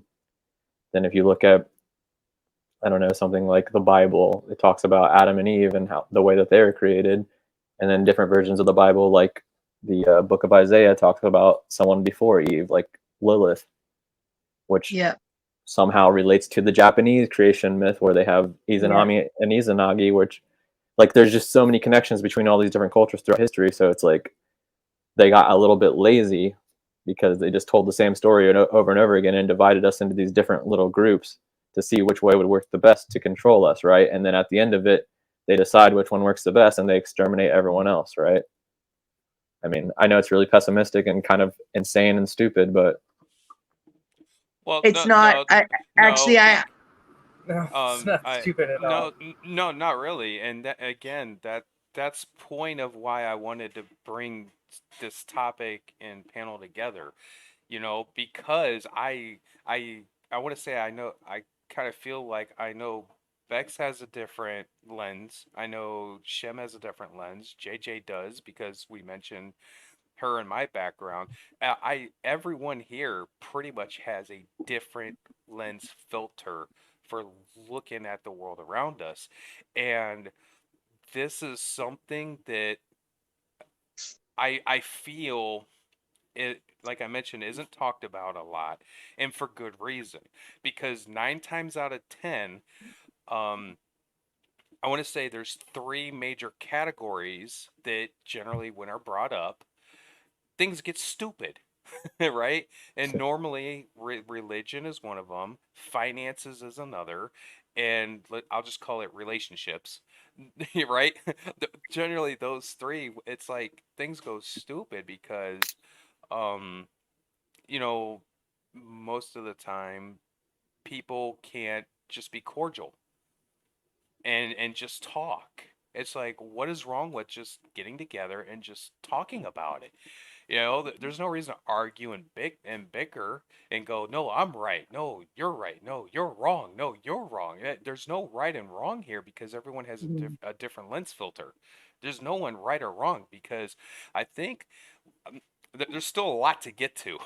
But at the very end of the day, I think what we're all going to realize is we have no clue. We have no idea how we got here, why. I buffered. I just buffered again. And we don't know where we're going. And in all reality, that's what I feel is really going to come to a head as we get through it all, is we don't have a clue. And there's nothing wrong with that. And there's a point to that that I will get to coming up. But that's something that I try to strive to do, is just that. Just be a welcoming, understanding, let everybody learn from each other. And that's one reason why I reached out to Shem, because again, I knew he had a different lens, and I'm like, I want Shem's lens because I want to hear from his lens. That's just one of many. That's just one of many. I mean, Right. The Bible is in my cycle of books I read every couple of months, is because I desperately want to find that comfort in knowing what reality is, right? So I read the Bible after over Yep. and over again because I just want to be able to be like, oh yeah, the Bible makes sense, and now my life is perfect because I believe in the Bible and it's easier. You know what I'm saying? Like, it sucks to not know because you're always questioning yourself and you're always questioning everything around you, and you just never feel really comfortable, I guess, in your own skin when you don't know. Like, I think sometimes some of these people who think that they know, like, I wonder, like, do they actually think they know, or are they just playing a role? Because if they actually think they know, that's pretty awesome, and I would strive to be like them, because then it seems like it'd be a lot easier. Well, That's what it looks again, like. I feel like I think I know, to my own understanding, of course. And with regard to that, I will definitely come out and say, am I the word Christian, because I was brought up in the church, right? People are like, well, oh, you're a Christian. Oh, no, religion, Christian. No, no, no, no, no, no. Because of my better understanding with JJ, and me and her learning off of even our own backgrounds and everything, I have come to understand that religion is corruption at its core, for a reason. Just like you said, Shem, everything you just mentioned, that is corruption, like you pointed out, and it's there for a reason. Absolutely. And so would I consider myself a world, the way the mainstream media considers a Christian? No. Do I am I a follower of Christ, so to speak? Sure. I would go that. I'm a Bible believer, and I follow Christ, but do I do it the way the mainstream does, where it's make sure you go to your local church and give them your tithes, and the way the mainstream does it? No, because it's corrupted. Man has absolutely corrupted Christianity from what it's supposed to be. And I'm honest enough to, say that, because it's there. Well, it's completely obvious for anyone who reads the text, because you read the text, you hear the laws, you know what you're supposed to be doing, and then it's a completely different reality to the way it's practiced, and you're just thinking, like, what is happening here, and why? One of my favorite stories is Job. The story of Job. Oh my God, Job, Job and Job, right? Right. Job and Job. So right? I think Bexx answered it. I think Shem answered it. We did not get, I guess, an answer yet, technically, from Sarah or Super Sidewinder yet, as to why were we created, or it's why or what. Why were we created? What were we created for? I think that you have to be willing to put yourself in God's position, even though that seems blasphemous. It's a bigger picture way to look at things. So if you had a stockpile of created beings, souls, you might need to filter them out before you let them go, especially if you had been through it before and most of them turned on you, right? A third of them or whatever turned on you, you'd want to test the next batch, right? So if you wipe their memories and you put them in a physical experience where they're somewhat disconnected and they feel like they have free will or whatever, then you can kind of see which way they're going to tend to go, or what they're going to support, what they're going to believe, how much they'll hold to the values that they claim to have. So in my mind, I think it's largely a sorting process, right? It's what I would do. But that just brings human aspects into God, which is like the biggest sin, besides saying that there are other gods. Like, think for example, think of the story of Moses, for example, for Exodus. Like, there are multiple times in that story where the Pharaoh repents and says that this is going to happen, and then God deliberately hardens his heart and makes him change his mind on it. So it's just literally like the complete opposite of what a God should be doing, and that's where the corruption once again comes into play, because if God is this all-knowing, all great, all gracious, most merciful being, why is God playing games with these people? Why won't he just let the Pharaoh repent and let the people go instead of hardening the Pharaoh's heart 6 times, 7 times, and constantly causing more problems? Wisdom is properly dividing the word. You wouldn't need to properly divide the word. I'm referring to the Bible, which obviously that is a corruption of terms. But you wouldn't have to divide the word if it was all pure, right? You could just absorb it, take it at face value. It wouldn't be parables. It would be instructions. It would be very clear. It wouldn't be misleading. There wouldn't be any controversies or Yeah, 'cause I was just getting coffee, and I'm a hot mess, and I didn't have the air on me, so I'm gonna be an icon for a little bit.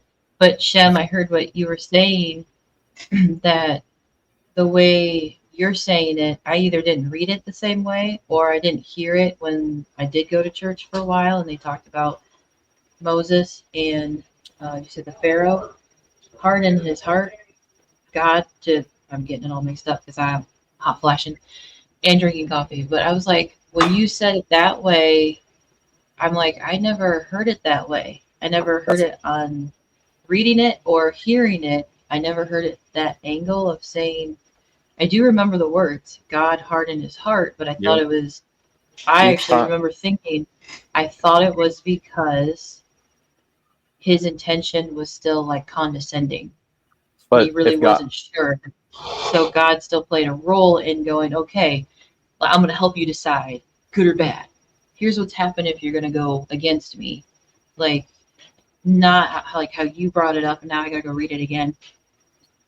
To have that perspective of going, there's sometimes more than one way to see it, hear it, and read it again. That's why I like Joe Cool. I challenged him for the last 15 years. But I'm like, but like how you just said, Shem, you said something that puts it into my head going, I need to go look at it again. Because we want to be thorough when I think about stuff as much as possible. And I do know that it takes time. It's been 15 years, 20 years that I'm 40. So if I've been on this kind of more of a journey of finding a faith, I looked at all the other ones and talked to certain people about that, whether it was Eastern, Middle Eastern, or New Age stuff, and the Bible related stuff. I don't like using the word Christian too much. I've never been okay with it. I could never understand why. So I would always refer to the Bible teachings. And then there's the different books, but I won't get into that. I like the Bible teachings because it was still confusing with the Old Testament to the New Testament. And learning that at least there was somewhat of a moral compass guideline that was there. That's what gravitated me towards it, that I didn't see in the other faiths, as to read a story and try and get some perspective on how to treat other people, why there's corruption, what is the corruption dealing with, like the fall of man or even the fallen angels. Like, the world we live in isn't just what you see right in front of you. There's more to it, and that can freak people out too, of what you can't see and what you don't know. But again, I'm just going to say I appreciate everybody showing up and being here, because I feel like we're kind of all on the same page, but like Joe was saying, we have different lenses. We still bring something else to the table. And I'm getting these little fun challenges in my head of going, I'm going to go look at that and I'm going to read it with that other like idea to it, and would challenge myself and challenging while reading it and looking into it. I was like, ooh, fun. I didn't have fun in high school. I'm having fun now with learning and talking with, like, I'm in, what is it, group study? I don't know if they call it in different schools. But I hated getting into a group with my peers in class. And now I'm like, yay, fun group. People that we're all like the same page. I think Sarah or Bexx was even saying we're quirky, we're weird, and I don't care. Yes, exactly. Well, yeah. if you want just like a mostly non-religious way of looking at the stories of Moses and everything we're talking about here, look up Antiquities of the Jews by Flavius Josephus. It's basically like the same stories from a historical context without as much of the religion pushed into it. But I think what you're talking about here and what I'm kind of mentioning is like that's the human input going into these scriptures, because the optimistic way of looking at it from my point of view is that there is something to the Bible, there is something to the Quran, there is something to these religious texts, because there is an actual God out there who does care for us. So maybe there are pieces that are straggling behind that are good, and then humans have added this extra stuff into it, like what I'm talking about with Moses. Exactly. Wait, the point was it Moses? Was it Moses' heart that was hardened? No, the Pharaoh's heart. The Pharaoh's heart was hardened multiple times after Moses asked for his people to be able to go and worship God. So basically, Asking for his people to what? Sorry. So the cliff note of it is Moses wanted to take the Jews from Egypt to go worship God, like 3 days journey away from Egypt, to be free to do this. And the Pharaoh gave him permission multiple times, but God deliberately made the Pharaoh change his mind, because who knows why? It just seemed very childish. It seems like something a God would not do. So that they couldn't go on the journey? Yes. So eventually what causes them to be able to leave is that God kills the firstborn of every person in Egypt besides the Jews. So it's like this giant sacrifice, basically. It ties back to the whole mystery religion stuff that I've talked about a couple of times on my channel. But sacrificing of the firstborn. So all the firstborn in Egypt, whether you were a slave or royalty or whatever you were, if you lived in Egypt and you weren't one of the Israelites, your firstborn was killed on that night. And the Israelites had to do a certain ritual where they sacrificed, I think it was a ram, and then they had to put the blood on. Yeah, for Passover. It's still practiced to this day, or it's supposed to be, but obviously you have things like the Talmud and the Zohar who tell Jews to live by different rules than what are passed down to them by God. So that's why it gets really confusing with all these religions. But anyways, the Cliff Notes was after these plagues happened in Egypt, and then after the firstborn of Egypt were killed, the Pharaoh finally let Moses leave. But then, even after that, God hardened his heart one more time and made the Pharaoh chase after Moses, and that's where you get the parting of the Red Sea, because for some reason God just wanted to kill all these people. And that's why I'm saying that should be a red flag to anyone who believes in God, because it's like that's a very human way of behaving. God is not supposed to be a human. And that's why I brought up Job, because he literally tortures the guy. Exactly, like the story of Job. It happens time and time again throughout the Bible and the Jewish Pentateuch. Yeah, I do. I haven't looked as much at Old Testament. I take a bit of everything from everywhere, and have spent a lot of time in the last few years listening to scripture, Christian scripture, and in a lot of channels, and really upping my game from just the words in the Bibles and the relationships and stuff like that. But I have a really good sort of handle on things, and I've just been recently looking at the Moses story.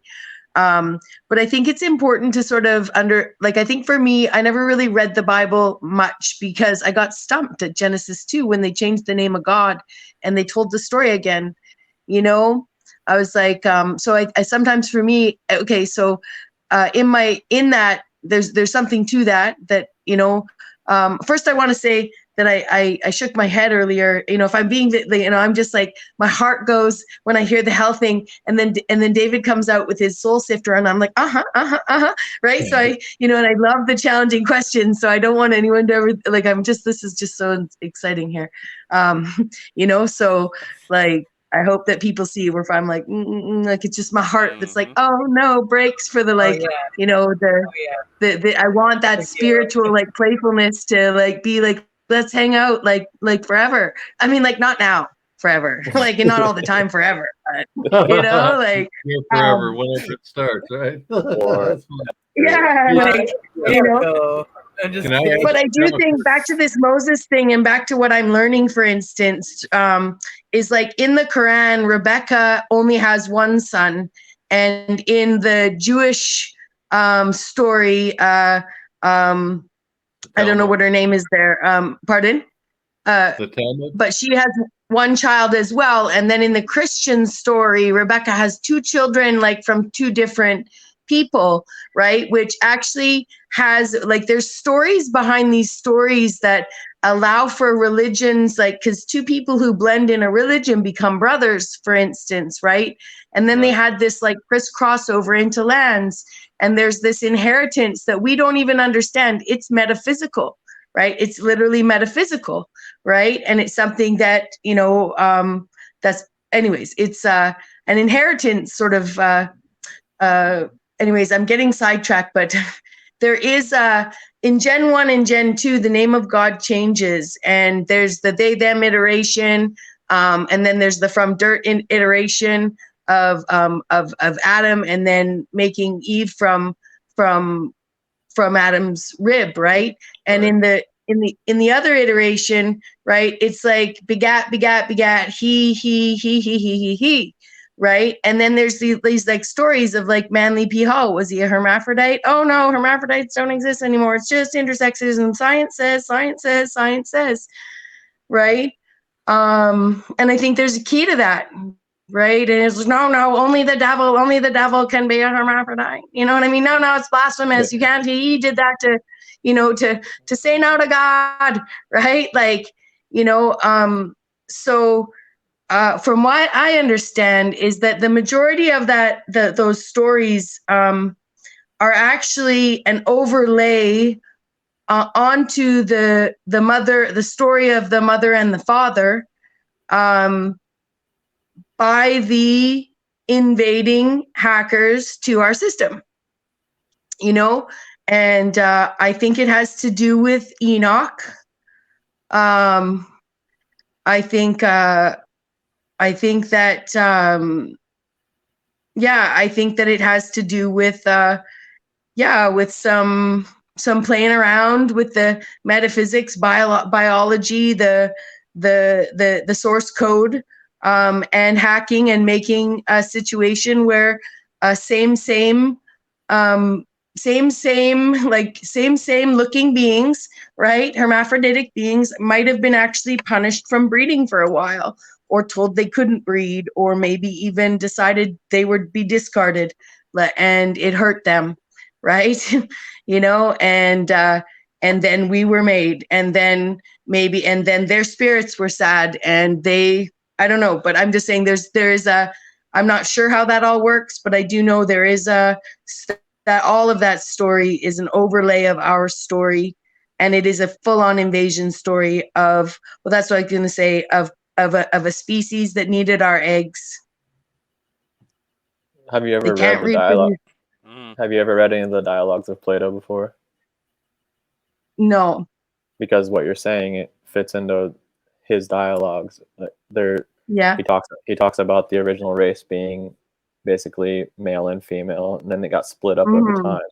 So like they're I don't know if that adds any extra weight to what you're saying, because for you to come up with that in your own brain, I don't know if you're influenced by other sources, though you could be, but just for you to come up with that in your own brain, it's kind of tying back to what I was saying at the beginning. That stuff like the dialogues of Plato and all these religious texts are talking about the creation of mankind and the evolution of different types of man over time, for these people creating and trying different things.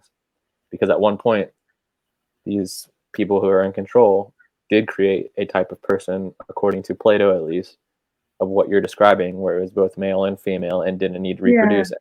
Then they split them up, and you know, we got what we have today. But I don't know, it's just interesting. It's just interesting that you brought that up without ever reading any of Plato's work. That's really good, because then that becomes really quick the dark versus the light, the moon versus the sun, and the whole feminine and masculine component of that, our whole left and right brain. And we talk about how like injuries and emotions are related to left and right brain, and it's all about balance. Nipples on men and a shriveled up prostate gland, and the fact that XY, the fact that it can be done, that they can even carry children, the fact they can carry children with donor oocytes. You know, it's God, but it's, you know, but like, yeah. So it may very well be a war between multiple gods, right? Yeah. that makes me feel better than one God that's like, fuck you, I don't like you, all you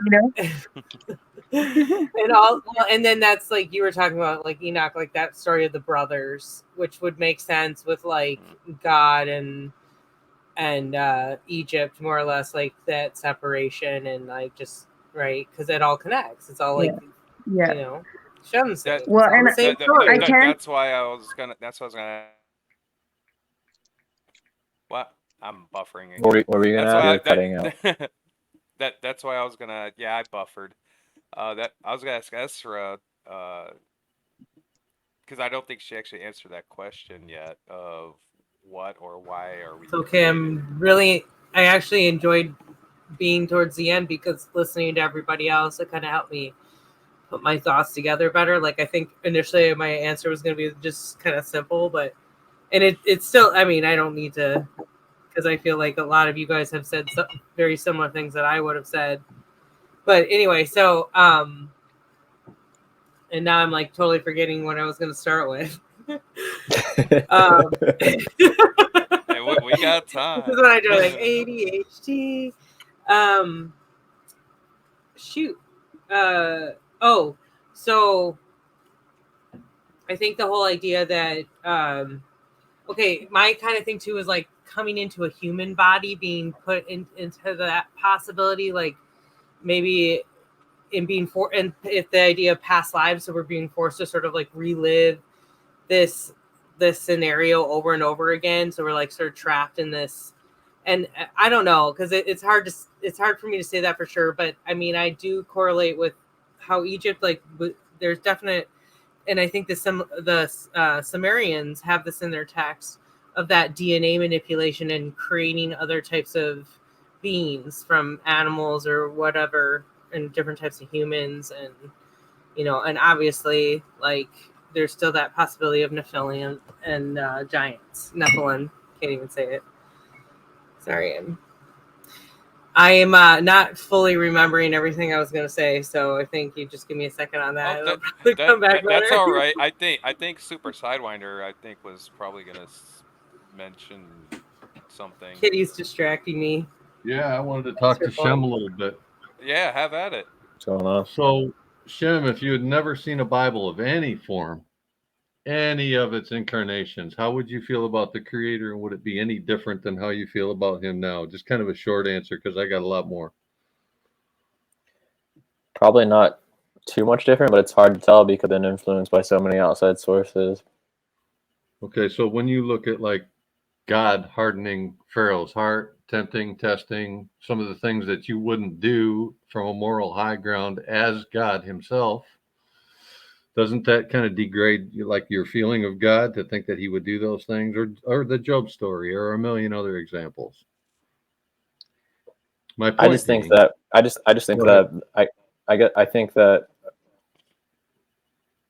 well, I guess it's based on your first question. I can't really answer this question without referencing the laws of that God that we're speaking of, because the original laws of that God is that he should have no human characteristics whatsoever. He should never be described. He should never be named. He should never have any type of human attributes. And what you're asking me right now, I think the behavior that he is showing in these texts is very human-like. I don't think a God would behave in that way. So take the books out of the equation, like I started you. You come into this realm, would you have discovered or realized that there was a creator with no Bible? I don't know. It's hard to say, because like I said, like since I've been exposed to all this stuff, it's hard for me to imagine. The best I can do is just trying to think back to when I was a kid, just looking up at the sky like on the tire swing or something. Just I don't know. I guess I never really thought about a creator back at that time. I did, like, there was always a part of me who wanted to try to do the right thing for some reason, like what I thought was the right thing in any given situation, just because of like caring for other people or something. I don't know. Maybe for some people it's as simple as they feel like they're being watched, right? And they feel like they need to do the right thing because somebody cares what it is that you're doing. I think it's more along the lines of I wanted people to be happy because I also wanted to be treated that way by the other people too. Maybe I don't know. Sure, that's fair. So because I we don't have think to look. I don't think thinking of it from like a way of being punished is necessarily how I view it. Like I don't, you know what I'm saying? Like I'm not thinking of it as if, oh shit, like if I don't do this, he's watching me, I'm gonna get in trouble. I never thought about it like that. Well, maybe more that you would rather please your creator than to be looked down on, frowned upon, or judged by, right? Maybe that's part of it. Could be, I guess, but I don't think that the creator would need to be pleased by anyone. Wouldn't you? Don't you? I just want to interject with the no God in the Bible thing. Just blew my mind, Shem. So, What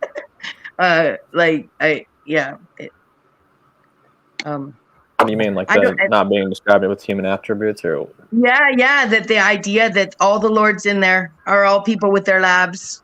They're all like Noah. They're all like, they're all, like, sorry to blame Noah there. But like that literally the feeling that you're talking about of wanting to do good, right? Like that's good. That's what makes me feel like I have purpose, right? Like that's what makes me feel like I have faith in some reason for being here, and that I want to look at everyone in the world and feel like they must have the same purpose no matter how they're being, like, right. So, yeah, but it's still roles, how I see it. So that's why I often reactionary. We're not just trying to feed our bodies and everybody else be damned, right? If I got to take your food to feed my body, that's like I don't have a moral compass for that, right? I'm going to take your food because it's just simple, man. I got to feed mine, right? No, But what morals makes you that. come at it from a higher standpoint, right? You recognize that you're doing harm to somebody if you take their food. I think that there's two arguments to that. I think one argument is if you can see yourself as being higher for taking the moral high ground, or you could also see yourself as being less than the other person for taking the moral high ground. Because from my point of view, if I have the option to eat or this guy has the option of eat, I'm going to give the food to this guy because I see myself as less and not as worthy as another person who I don't know anything about or what they've been through. Well, that's morality. That's completely contrary to logic. Because if you were just reacting from a logical standpoint, or even from just a survival instinct, like an insect, an insect would take another insect's food and not give it that higher thought. But you don't have. But you don't have to do that. No, you don't have to. That's what I'm saying. That's what makes us different, unique. We have a moral thing that overrides the instinct and the survival instinct. All of that, right? I agree. With that. We do things because it seems right to us, and it seems wrong to us not to do the right thing. Most animals here don't have that. We're a higher form. Well, right? And my brother from the same mother, same father, does not have that. Well, that's a narcissist, and I think people can choose to disconnect from their moral fiber, right? Yep. And I think that's the sorting system that you're talking about. Right.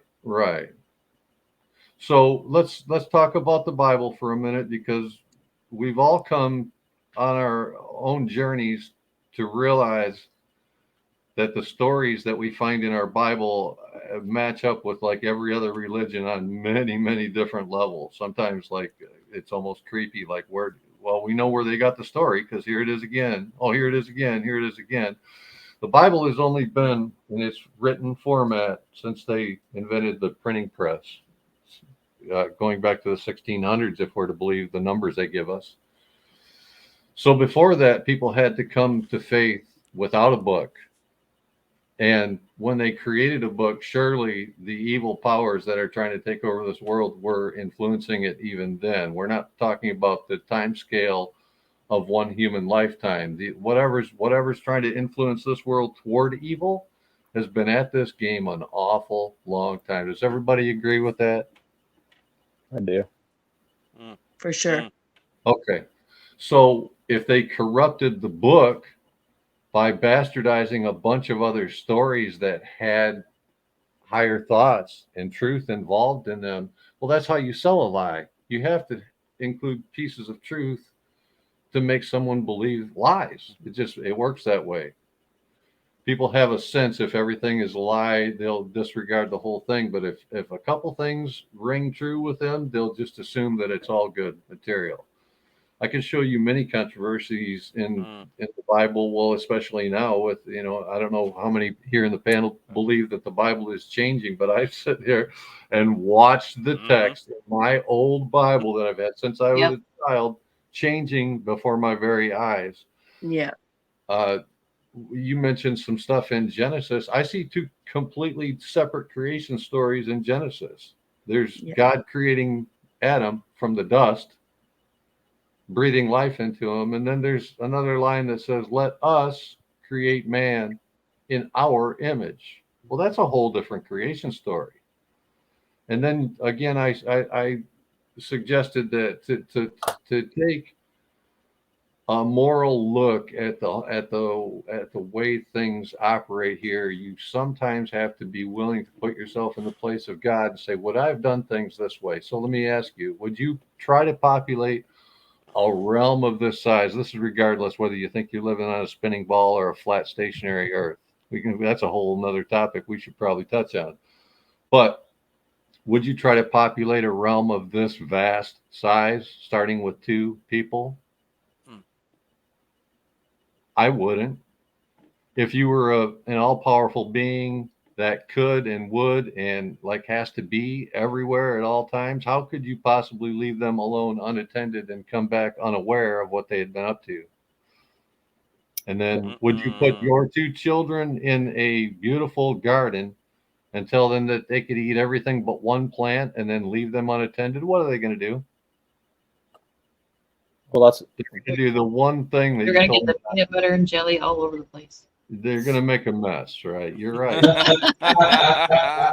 And then would you take the worst being that you knew of and put them there with your newly created children and allow that being to tempt them while your back was turned? Because clearly the Bible says he wasn't there and he came back and he said, why are you hiding? Well, because we're ashamed. Well, who told you were naked? He came back like he didn't know what was going on. Dude, none of that makes any sense to me. None of it. Well, you're kind of getting into stuff that I actually have a little later down the line. Okay, bring it back around. But for some type of possible time constraint, because I still got so much. Yeah, I need to do Joe. By the way, I don't at any point you're the host. Just feel free to cut anyone off, especially myself. I can't speak for everyone, but I'm saying if I'm ever talking too much, feel free to move forward because it's your thing. Oh, I got you. I just want to make sure everyone, we are enjoying listening to each of you. And I'm sitting here because, like I said, I'm a hot mess. All my icons up there, so I'm not distracting. Sitting here watching you guys in such a cool, group study / free for all, great input. I appreciate what you just said, Mr. Super, of putting an extra, I want to say, thinking thought perspective, like Shem did earlier, and what you said, because I haven't heard of it that way. To see and then go reread and think about it to see if there's any more questions or answers, because we usually have more questions than answers. As Joe said, different lenses, and I'm getting some personal, thought-provoking. Well, I like that we have such a varied panel, so we're not just an echo chamber. We all feel the same way already. We've got people who think very differently. So long as we can hear each other out, we can all broaden our perspectives. Yep. Can I give one input about what he was saying about the Garden of Eden before we move on very quickly? Please. There's some debate that says that there are other creations besides Adam and Eve within the garden. Yeah. Like, for example, one documented thing is Lilith, who was the original wife of Adam, but she obviously left the Garden of Eden because she didn't want to serve underneath Adam. Right. So there's more than 2 people in some sources, but obviously all the sources weren't included in the 1611 King James Bible, which is... I'm aware. Yep. But, okay, we can move on. I just wanted to quickly bring that up. I'm going to add, most of my awareness is Hollywood created influence. I was going to say that before when Shem was talking about Moses and Bexx was asking about the storyline, was saying it just triggered my brain going, because I wasn't born and raised with a book of any faith. It was just a treat others as you wish to be treated and learn as you go of life. So I was like watching a lot of like whatever was on the cable box or movies. Like the Prince of Egypt is the Moses story or Joseph story. I forget which one of the Old Testament. But I was watching the, was it 10 Commandments that they made the movie in like the 50s, I think it was. I watched that on AMC. I was hooked into this old vintage film. I'll say old, make people feel old. This vintage classic film of the 10 Commandments. Of there's the Hollywood version. There is a lot of, I'll say, truths based off of the book that it was based off of to give some insight. Where most of my learning and teaching is very entertainment world. For me to go, oh, that reminds me of this movie or that show. And that's where I go from going a very heathen, pagan, Gentile, feeling like I am completely fine with my subtitles to be sitting here going, because I was not raised in that any kind of environment. But I did have, eventually by high school, I went to a very predominantly Jewish school district. And I still, at Chaldeans. So, and I didn't know what a Chaldean was until I was in 10th grade. I didn't know that there was such a heated discussion of biblical proportions to say that people didn't like each other because of a long story, like a long history storyline of history that was so rooted in not the McCoys of bucking head neighbors, like in the sticks of the U.S., but the history itself. Because even when they taught history, they didn't bring it up because half of the class was, I guess, Chaldeans and the Hebrew or Jewish people. And if you bring it up in class, it was on because they didn't like each other. But it's funny enough, they passed each other in the hallways. I mean, this was a school of like 5,000 students. It was a big school in Michigan. It's not Dearborn. And it's not, I think there's another place. It's not Dearborn. What's the other? Ann Arbor. It's not Ann Arbor. Just take, those are usually predominantly like known areas with certain cultures of religion. So I'm just going to say, no, not those places. But to still be like me, I'm this heathen, pagan, Gentile, I was able to make friends with everybody because it was almost like, because I didn't know anything. And Super Sidewinder was saying, kind of challenging Shem, if you didn't know the Bible or the God or anything, and I'm sitting there going, ooh, that's a good question for me. I didn't know anything growing up. Because even if I watched a cartoon, a movie or whatever, I didn't associate anything spiritual in a movie. Like I used to watch All Dogs Go to Heaven all the time. I never took that outside with me and stared at the sky and said, what's up in heaven? We had a lot of animals too, and they would pass on. I never asked, where did they go? I just took it as they weren't here anymore. I'm sad. I cried for a few days. We lived kind of in the woods around farms. There was another animal that would always, within months, we had a new pet. We had another stray that just stuck around, or somehow we mostly cats would end up that way, but somehow we had another dog, we had another cat, we always had animals.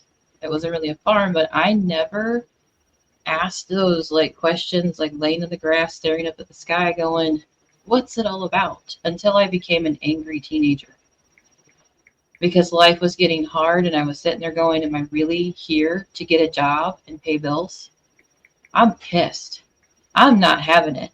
Because I didn't have those, I guess, challenges of life until a teenager, compared to if I was young. I wasn't given an indoctrination of any kind besides treat others as you want to be treated in a vague sense. Obviously, if you get caught, you're in trouble. I had a very similar upbringing, other than my parents had both had religious influences themselves, but they were definitely old hippies. And they wanted us to experience church, and they also encourage us to engage and then like make the decision ourselves. So we did actually do it for a while, and then we even went to Sunday school so that we were learning it. And really at that time, I do remember taking away, and I don't know if it was just because they sugarcoated it, but taking away, you know, the good from it, the moral story from it.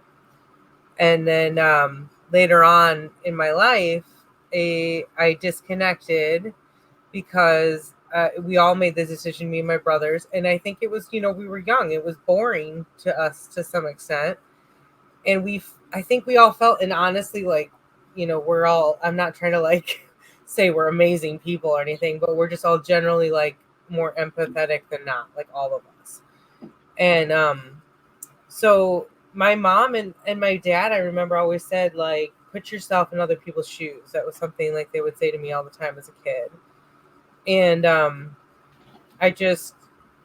but what was funny for me was I did end up going through a religious period in my teenage years, partly because my best friend was very religious, and I think still is. But she like was a big part of my life, and I think I just felt like, oh, I felt so accepted. I felt so like I had a place.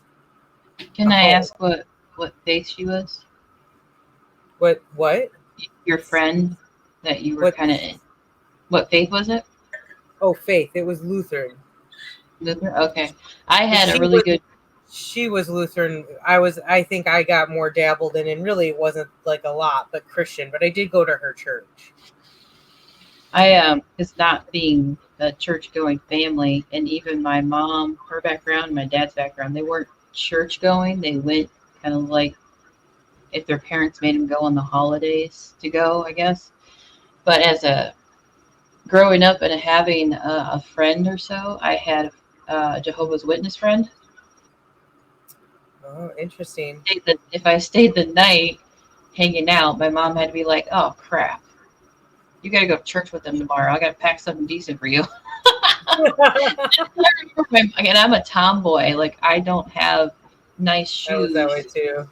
Or anything decent to wear that would be Catholic and Jehovah's Witness, or very simple but nice clothes that wasn't in my closet. Nowhere near. So she was like, the hell am I going to do? I could wear my brother's clothes, but that's still not okay to wear slack and a button-down shirt with some shoes, because it was like, what do I do with you? Just put a pillowcase over you or something. Act like a ghost. Pretend you're not there. Because tell them to dress you if it's a problem. Yeah. And my mom did say that was one of the reasons why she didn't want to get stressed out. 3 kids, mostly by herself, because my dad did a lot of overtime.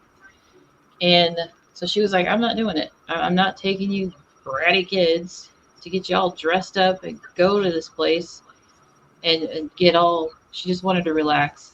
She didn't want to get stressed out. It stressed her out. She remembers her grandma going to a church that she would attend to often, but she just remembers the wolves came in and took over. And that destroyed her faith in having faith, but because of corruption, it also made her turn away from attempting to even church hop or read the Bible. She just kind of she shunned it. Too. Like, it's a big problem. How much corruption there was. I mean, like television. Yeah. But like even then beyond that, you would just all these stories trickle out, and everybody, like people in certain circumstances, would open a church and abuse it in some format, and then there's all obviously like so much pedophilia. That like that's one thing that's kind of interesting about the Sound of Freedom documentary is, sorry, like little side note, that in the 80s there was a documentary called Boys for Sale. They exposed all of this then, and it was like it was a panel of police officers that were like a huge part of coming in and arresting very high profile people, judges, lawyers, councilmen, congressmen, senators, and going to their chiefs and saying, hey, what's going on, and just being told like it's being taken care of. and then nothing done. And that documentary might be on YouTube, but it, it's like one of those that keeps getting taken down. Right. And it was taken off TV, and it didn't pop back up again until YouTube, more or less. And sorry, that was kind of a side note, but yeah, I mean, like I started, that was the thing, like with her church, and like, so I was very like involved in my mind. I was very much taken in by it for some reason, because I've always kind of actually been, even though I am kind of like on more on the spiritual side in ways, I'm also a bit of a skeptic, and I just was like fascinated with the idea of anything unknown, though. So I would like push myself into those scenarios, and more or less that's what happened. I started learning. My dad was friends with, still is friends with a Buddhist monk, and so growing up with some of that, kind of knowledge and influence, and then I find out later, like my dad used to do tarot cards and stuff like that. He's such a cool guy, and I totally am like him a lot. My mom always says that too, and like the photography side of me. But anyway, so same. He that's cool. So more or less, I started asking a lot of questions because of I started to read and look into other religion, and I was like, and just the concept, like one of my biggest things was like with baptism, it was like, how can somebody who's born in Africa, like not have any opportunity to have any kind of relationship with Christianity or whatever format, and get baptized in time, and now there's they go to hell. That doesn't make sense. Like hell to me to this day still does not make sense at all. Like if anything's real, like we're living in that hell, if that's the truth. But I don't know. I don't really believe. I have started to. It's like that whole duality thing that we're getting into with the red versus blue, dark versus light, evil versus good, that kind of thing. It's sort of like, what's that base of that? What does that mean? And that's what I was getting at. Like I'm vibing very much with this concept that maybe it's a duality thing. Maybe we were one. And I don't know. But I don't. It's so fascinating. Yeah. And discussion. That's the buffered. That's the big thing, is I believe that's the questions that everybody is looking for and to answer. These are all the questions that everybody, it's it's weird to say this maybe, but it's like a human nature thing to be curious and want to understand these questions. There's nothing wrong with that, because that's what we're all trying to do. We're all trying to figure it out. And there's so many books, there's so many, and that's the one thing that really kind of, I don't know if it's a deflection mechanism for some individuals or not, I don't know, but I have heard many people say that the Bible is wrong because it was written by man. And that makes me go, oh.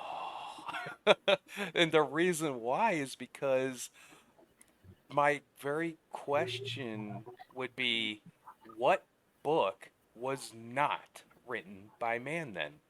Name one book. Correct.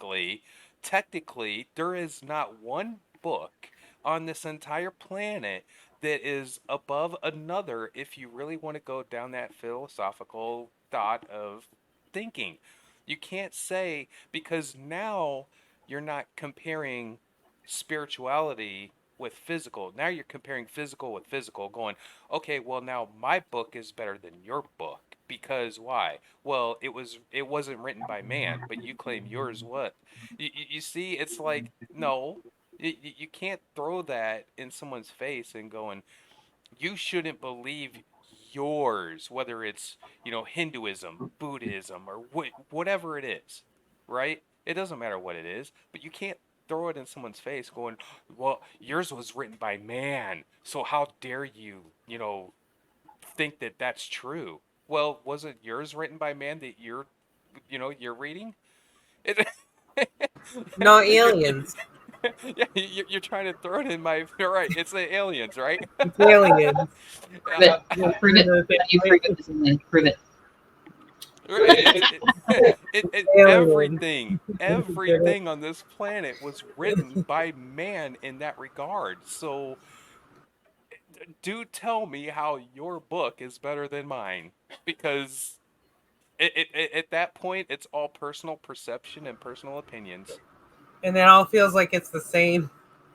So like some component of each other, like all just like telephone. Just like it went really bad at some point. No, I'm just kidding. So I'm gonna pull this up real quick.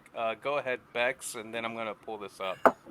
Yeah, I just wanted to say that I might have misrepresented my experience into religion a little bit, and I'll keep it as brief as I can. But I know that I was born into a science family, right? Like my dad's a doctor, my mom's a nurse, my dad's an egomaniac. Wow. And I was in an incubator for the first 2 weeks of my life. So I've always felt like my spirit would have been like, who put a baby in a box, right? You put a fucking baby in a box. I'm fucking outie, man. I'm outie, right? You put my fucking baby in a box, right?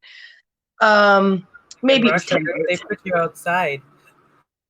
Yeah. So I feel like that's where like if I had some connection to what I feel like I know, to be true, about a God or something, it's from that place. But, to keep it brief, I was always looking for someone that was telling me what I knew was to be true. You know what I mean? Like some sort of like, I don't know. I was like I was already at 2 years old, going and being in a play with my best friend at her church, right? And and that was Anglican, and I was hung out with the Mormons. My best friend was Jehovah's Witness in high school.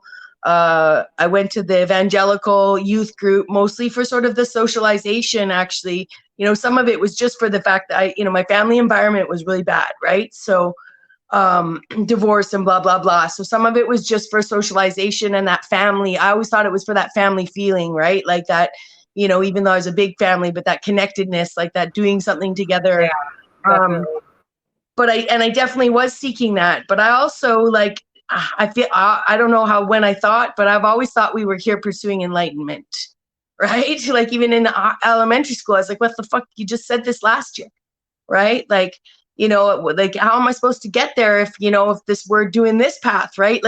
So I know for me, I moved churches not just because of friends, but I changed friends because the church wasn't saying, it was preaching too much fear, and there was a 65-year-old woman in my building here. Maybe even around there. Close in her mid 60s, but they weren't allowed to read when she was taught, no layman read the Bible, right? You weren't allowed to read the Bible. You were only to go to church and listen to someone teach it to you. But I just wanted to say that I always believed that all the faiths must have some piece that the other faith doesn't have, or else they would have achieved enlightenment by now. And the only reason the thing that supported that is when I found the word benighted, right? Which is to become unenlightened, so, so I just think that there's something really that we're trying to unlock with these stories. I really agree that we're trying to remember you're something. You're definitely hitting on a few things, and I got some. I'm gonna try to roll with it here. And okay, and I'm gonna say I'm gonna mic up, and I want to. I would like to hear a lot more of what you guys have to say, and I am a very good listener. I promise. I know you guys know that, but I really am appreciating everyone's insights. Absolutely. So, I do have some information I'm going to present. I did a kind of a brief little research thing here. Let me share screen. Awesome. full screen, right? There we go. So we can all see this? Yeah. Yep. Alrighty. I don't know why I can't read it. I don't know if it's. Oh, Do never mind. like No, full no, no, full no, I can. screen. Gotcha. No. Expand it. Is expanded. You have to do that. I can't. No, now that I Full zoomed in, I can read it. So I think people should be able to read it. There you go. You have to do it. I can't. All right. JJ's helping me. There we go. I am not tech support. That's what. Okay, so I wrote this up, as you can tell. Because I asked the question, what are we created for? What I did essentially was get it kind of probably some of the bigger groups, I guess, if you want to word it that way, of an idea. First, I do have links here. I'll probably I'll post them in the description after the show for all this. So, what are we created for? First, Islam says Allah has honored humans by creating them to be His vicegerents on earth. He gave us free will, which makes us higher than the angels. Well, a vicegerenta is a person exercising delegated power on behalf of a sovereign or ruler. So, basically, this is saying Allah has honored humans by creating them to be His person exercising delegated power on behalf of Allah on earth. Essentially. Next, we have Allah never created anything in vain. Man was not created to eat, drink, and multiply alone. Allah created us to be tested, something Sidewinder said earlier. Okay. The essential purpose for which humankind was created is the worship of God. However, the Almighty is not in need of human worship. He did not create human beings out of a need on his part. So, just a brief thing that I got from here is, okay, so he's not in need of human worship whatsoever. He created us to be tested, and we're also apparently his delegated power or sovereign on earth. I'm like, okay. That feels right. That rings true to me.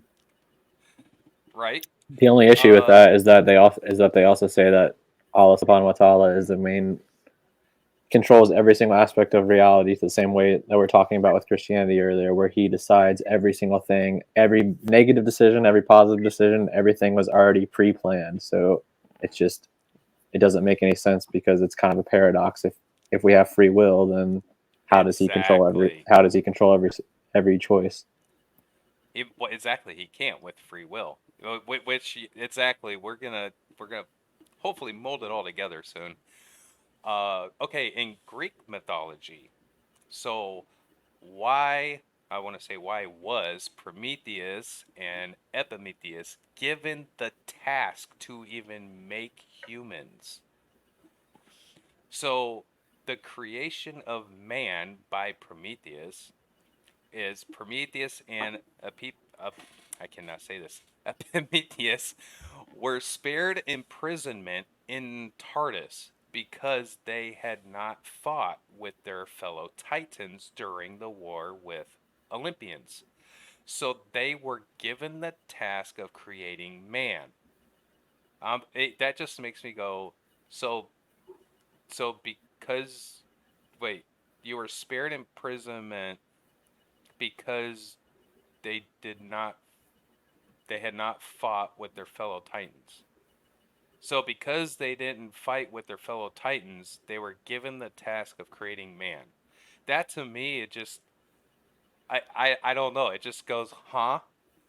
It's like, Are you so thinking? Are you? it's like you didn't fight with your fellow Titans, so you go create man. Like I don't understand. It's kind of I it's supposed to be a reward for them because it was the Titans versus the new gods, and the Titans ended up losing, and these Titans did not join forces with their Titan brethren, and they stayed out of the fight. So the new rulers, the new gods, rewarded them by giving them this task. in creating man. Okay. So Prometheus shaped man out of mud, and Athena breathed the life into the clay figure. That's the link. So Prometheus decided to make man stand upright as the gods did and give them fire.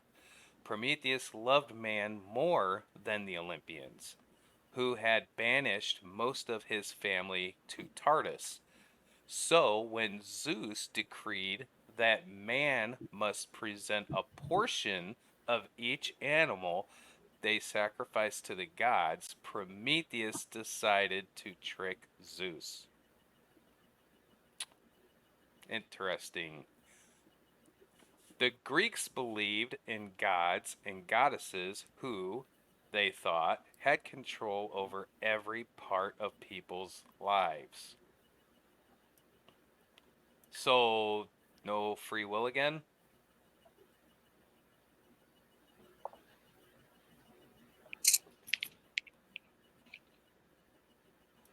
Huh. The ancient Greeks believed that they had to pray to the gods for help and protection because if the gods were unhappy with someone, then they would punish them. Project Bluebeam. Huh. Right. And the ancient Greeks believed that they had to pray to the gods for help and protection, same as above, because if the gods were unhappy with someone, then they would punish them. So they made special places in their homes and temples where they could pray to the statues.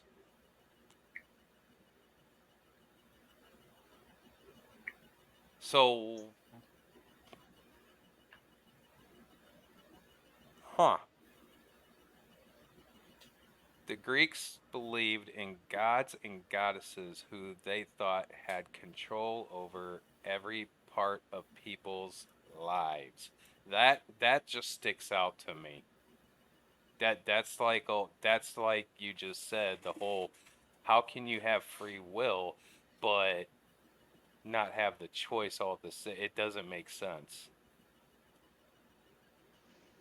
Anyway, next we have pantheism. Pantheist belief does not recognize a distinct personal God. I'm not even going to try to pronounce that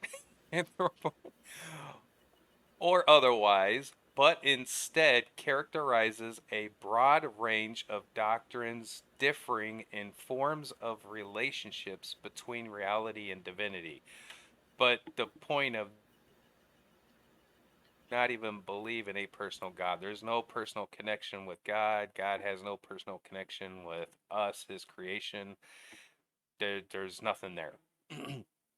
Which, what we talked about earlier, funny enough, this word, anthropomorphic, the definition is having human characteristics. So pantheist belief, again, no personal connection, doesn't have human characteristics, nothing like that. Now, according, again, biblically, we were created in the image of God, which would be human characteristics. If we're created in the image, that would be the characteristics. Pantheism don't believe that. And the pantheism is the doctrine that the universe conceived as a whole is God, and conversely, that there is no God but the combined substance, forces, and laws that are manifested in the existing universe. The cognate doctrine of pantheism asserts that God includes the universe as part, though not the whole, of his being. That is that's a mouth load there. And then naturalist, what is the purpose of a naturalist? For naturalist, nature is the only reality, the correct paradigm, and there is no such thing as supernatural. No such thing. That means anything above, beyond, or outside of nature. So it's all within the realm. That's it. The scientific method is the scientific method is to be used to investigate all reality, including the human spirit. So what's a ghost, motherfucker? So, right. If there's a human spirit, yes, there's exactly. Naturalists simply assert that nature is reality, the whole of it. There is nothing beyond, nothing other than, no other world of being. Naturalism greatest vogue occurred during the 1930s and 40s, chiefly in the United States, among philosophers such as FJE, whatever that is. So again, there's, like you pointed out, there's contradictions like in this kind of one as well. And there's a contradiction in the definition of science, technically, with how people use it, because it's like literally saying like it's constantly evolving due to like the fact that theories are like, yeah, it's formed based on an analysis, but it's like it's constantly changing. Yep. And the last one I did was Buddhism, which is Sarigami was shocked by the fact that all men would get old. So he decided to leave the place and went to a faraway mountain to live a simple and abstinent life until he died, because he wanted to find a world that doesn't have death and pain. People said that after of each of his deaths, he would become a new animal to live a new life. And after Sarigami's 84th death, because I guess somebody was counting every time. Yeah, okay. Can I see certificates on that? I want some verification. So apparently, after his 84th death, he became a god, and people honored him as Buddha. Again, I want some certification on that. Can we see your papers? So, right. So in comparison, in comparison, Islam, Buddhism has decisive advantage that made it more acceptable for the Mongols. Okay, Buddhism had a decisive advantage. Okay, how?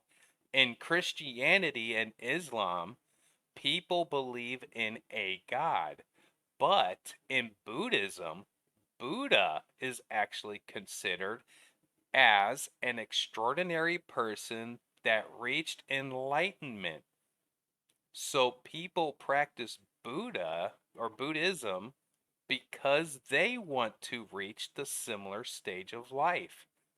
So instead of believing Buddha as God. So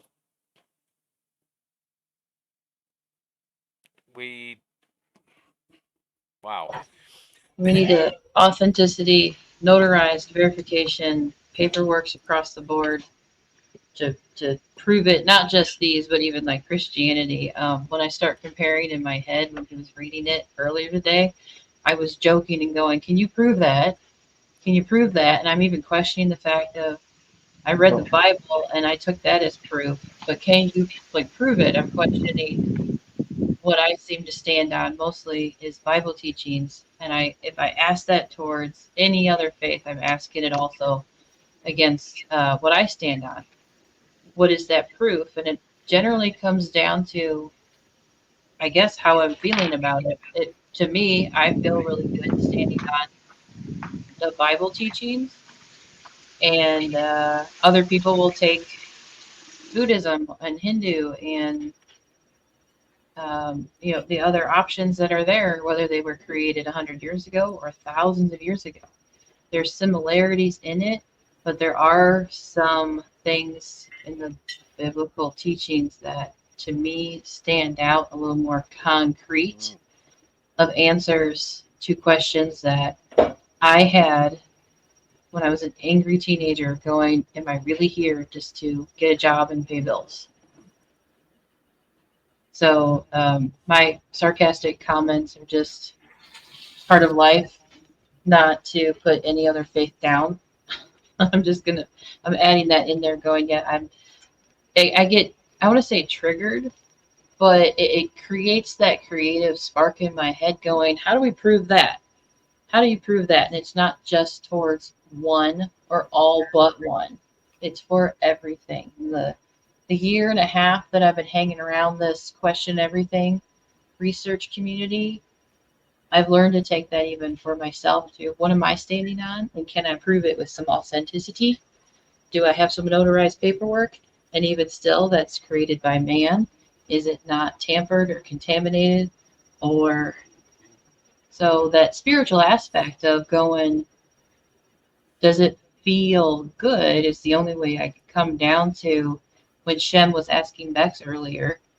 And she was like, it's just that it was like that feeling of, yeah, it just how you feel about it, how logically turns into your own intellectual deciphering and pulling it apart and analyzing the crap out of it to go, I almost sometimes can't explain it, but that's just how I feel pretty damn good about my decision and standing on it. Well, see, in that, and one of the oh, sorry. Sorry. No, that's great. What I was gonna say is this part right here is one of the things that really stood out as far as Buddhism goes. Is when it said Buddha is actually considered an extraordinary person that reached enlightenment, and more I see this kind of going, or verbiage. Okay, not saying all, but some instances, it makes me think of the whole you are your own God. Like, you are God. Like, you have the power. Yeah. You are God. Everybody is, God is within like, everybody. And I'm like, wait a minute. Well, if you're God, then what are you still doing here? I'm sorry. If I was God, I would get myself off this planet and I would get out of here to where I could be. I wouldn't want to be here if I was God. This place sucks. So what if that's part of the realization? What if that's part of like, see, okay, so like part of there's Native American lore, and I believe that there's other premonitions or not premonitions. What's the word I'm looking for? Like a lore type word. Okay, I think, prophecy that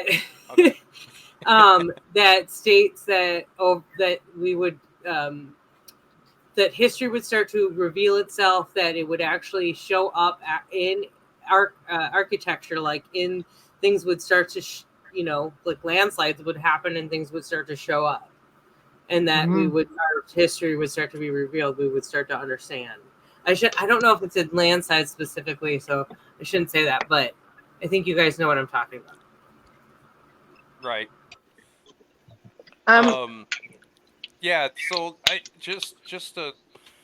there's more on the bottom I'll get to, but mostly, sorry, mostly what I'm getting out of these aspects of, pantheism, naturalist, Buddha, Greek, Islam, whatever, most of it shies away, from a personal relationship with God. So there's no personal relationship with God with any of these that I can see. Um, and Besides Islam. Yes, you are correct. Thank you. You are correct in that. So that one, they have that. I forgot what the part was. No personal relationship with God. Shem, what are you cooking? Spaghetti. Yum. Yeah, I had a long day. I hadn't had a chance to eat dinner yet. Sorry. We had spaghetti earlier. Go ahead. What? I was just trying to direct you back to what you're talking about. You said that a lot of these no. say that there's personal relationship with God. Oh, I thought JJ was trying to get my attention. No, I was just saying we had spaghetti earlier. Oh, okay. Okay. All right. I wanted. No, you go ahead. I can wait. Yeah, this is it for this. So attributes are basically the inherent that humans have in the image of God. Of course, this is biblically speaking. So attributes definition is a quality or feature regarded as a characteristic or inherent part of someone or something. So, yeah, attributes is, being made in the image of God. And something that happens, okay, so what I'm trying to get at is we as humans, okay, just in our daily lives, there are certain things that we find, such as cause and effect. Everybody knows this, if you do this, generally then this happens. If you walk in front of a vehicle, you're gonna get ran over. If you you throw a ball at your TV, it's probably gonna break. So there is a kind of a cause and effect there, which goes back to actually I'm gonna touch on that in a second. Babe, you just can't let it go, can you? She Strike. was 5, and they were playing ball in the house. And it hit the TV, and we didn't know for a whole day because this was years ago. I turned the TV on, and I'm like, I think 2 forces collided. That was pretty good. And he's like, it's the only TV we have, because they were like 5 and he was 2 or 3. Money doesn't grow on trees, and you can't quite teach that to kids. But also, he was like, "Wow, we struggle as parents, going not too much TV, and they need to be active, and then 2 forces collide of not too much TV, and they need to be active." Bye bye TV. So we have so something that humans have is cause and effect. Another thing that humans have is a strive for personal connection with other humans. Now, I'm not saying the panel tonight, and everybody in chat or even just watching, we know you're there because we long for connection. Indeed, yes. Yes, every human longs for a personal connection with other humans. It's just there. It's just built in us. We want connection. We thrive off it, really.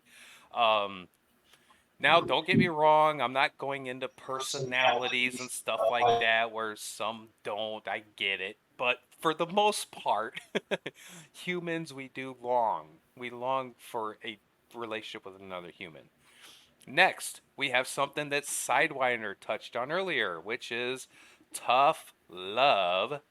And a tough love definition is the promotion of a person's welfare, especially that of a criminal, enforcing certain constraints on them or requiring them to take responsibility for their actions. This is something that most all parents have with their children. They want to raise their children up the best way they can. I'm just saying, generally speaking, we want to raise them up and we have to give them some tough love sometimes and go, okay, I'm going to put some restraints on you. I'm going to, because you're showing them that tough love. So that's something that's built in us, right? Physical restraints? Velcro or buckle straps? I'm like, no. Limitations and boundaries. It's limitations and boundaries, yes. So the next thing is responsibility. So, yeah, sorry.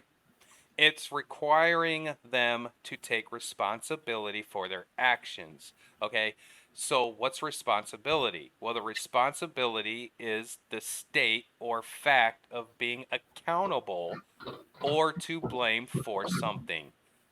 Okay, so what's accountable?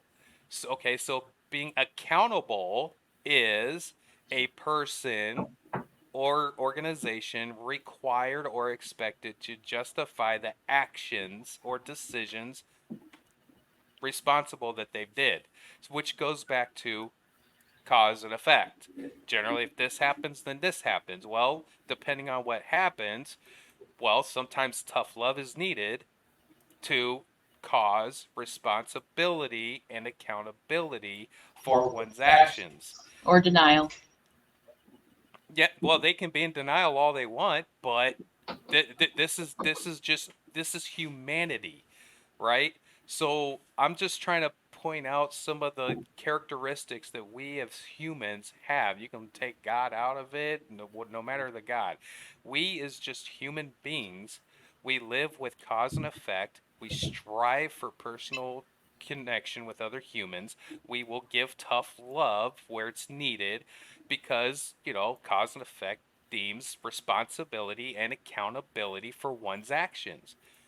And the whole idea to me is when I see, or I want to feel anyway, that if there is a creator, which I believe there is, if me as a human, I have these attributes that I know I have, I would like to believe that the creator who gave them to me would have the exact same attributes, because how would he know to give them to me if he don't have them himself?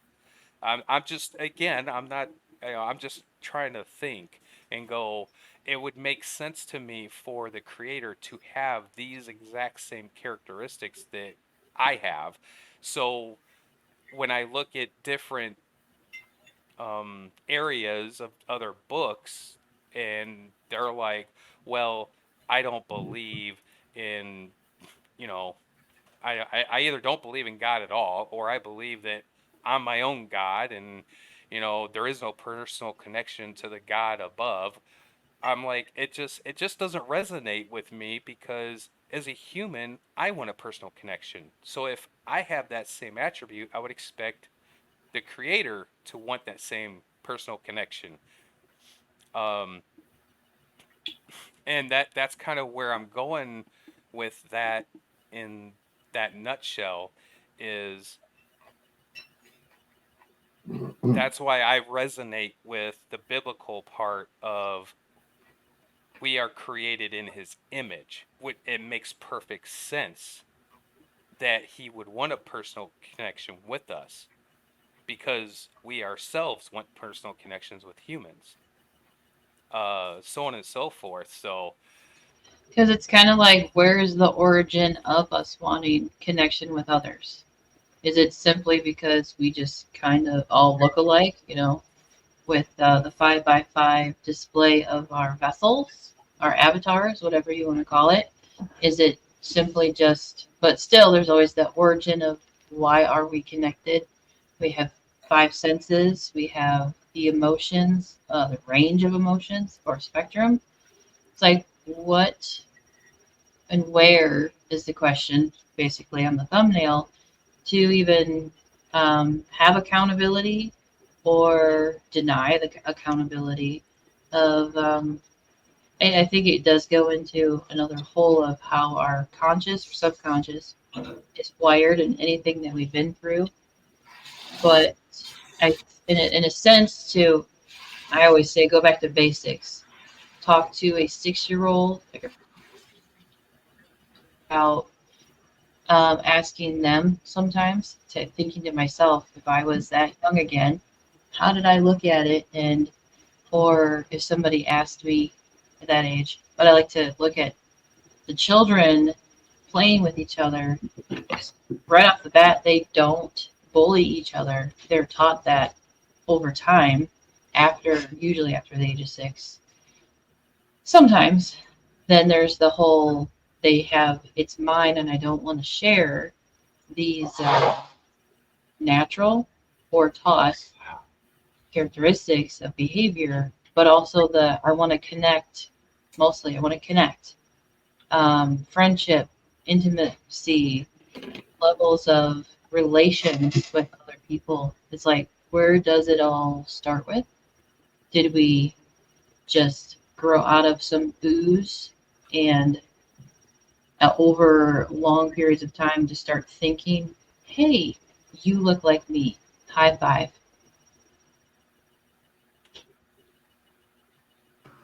It was hilarious. High five.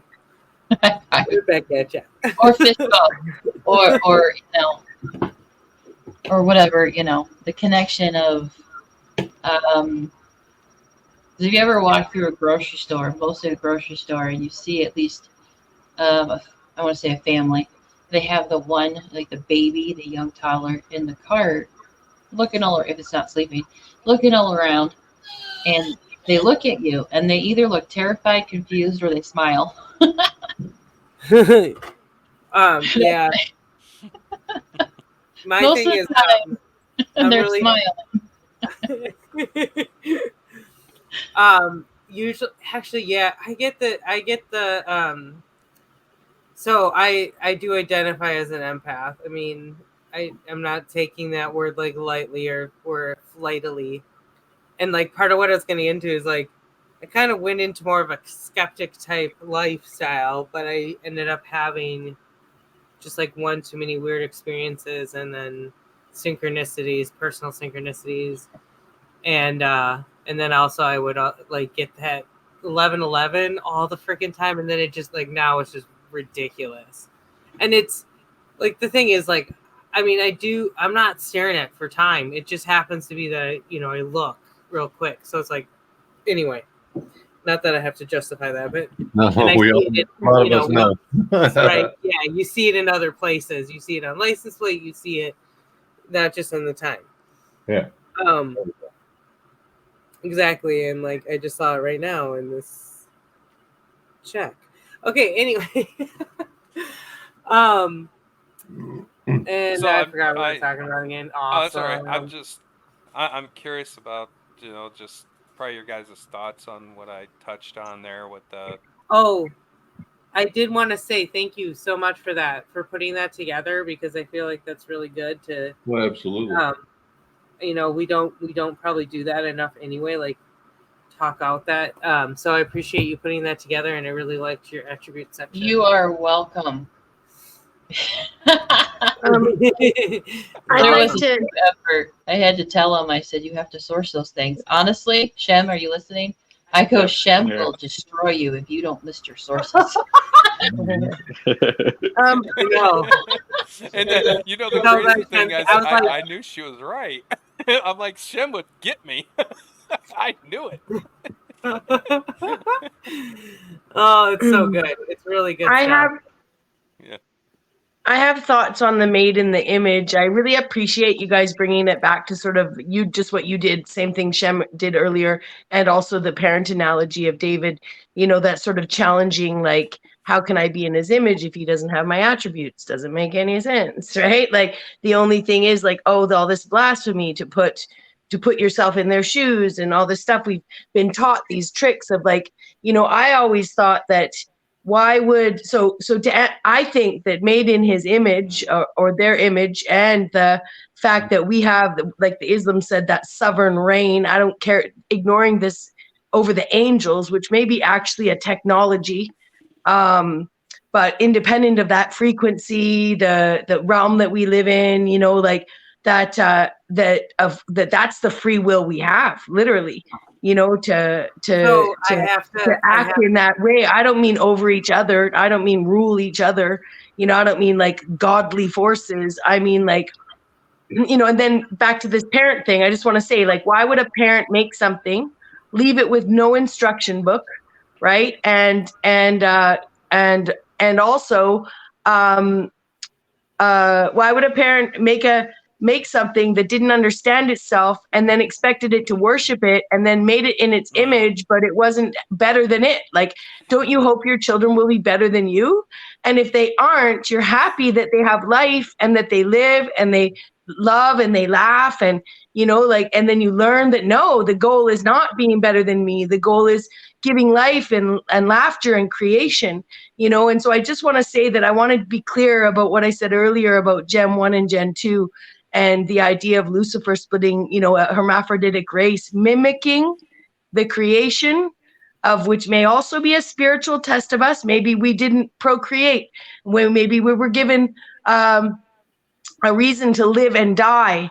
And with life and death, we were given a story of one of us, you know, one of us to be the first to die, right? And that genetic information was something that gave this other creation, right? Which we can just be another of God's creations, or maybe one of God's creations decided to be as smart as God and was like, you know what, buddy? Right? I don't like this whole dependency breeding thing you're putting on us, and I'm not going with her. And fuck that, because I want to go back to what we were doing, which was eating and drinking blood and blah, blah, blah, blah, blah, right? So I just want to be really clear that if we were to go look through some of those stories, right, like that there is an underlying story of creation of a man and a woman and the dependency on our relationships together, you know, that right. Yeah. And I think it actually explains itself. I kind of really do, because all right, if we want to go with the basics of going, okay, most people know the story of the Garden of Eden, and again, the basic form of Adam, Eve, apple, snake, right? Everyone kind of knows the basic. So the question, I think you might, not the question, but I think what you're getting at, which I will 100% agree, is, were humans, Adam and Eve, were they unintelligent before they had the apple? Because most people refer to that tree as what? The tree of knowledge of good and evil. I'm actually, I just want to say, I'm like, yeah. Was Adam and Eve intelligent before they ever had the apple to begin with? I'm actually saying that Eve, yeah, but I am also saying that Eve is not my mother. Eve was not related to me. Eve is made from a man's rib, right? Eve needed eggs to make Seth.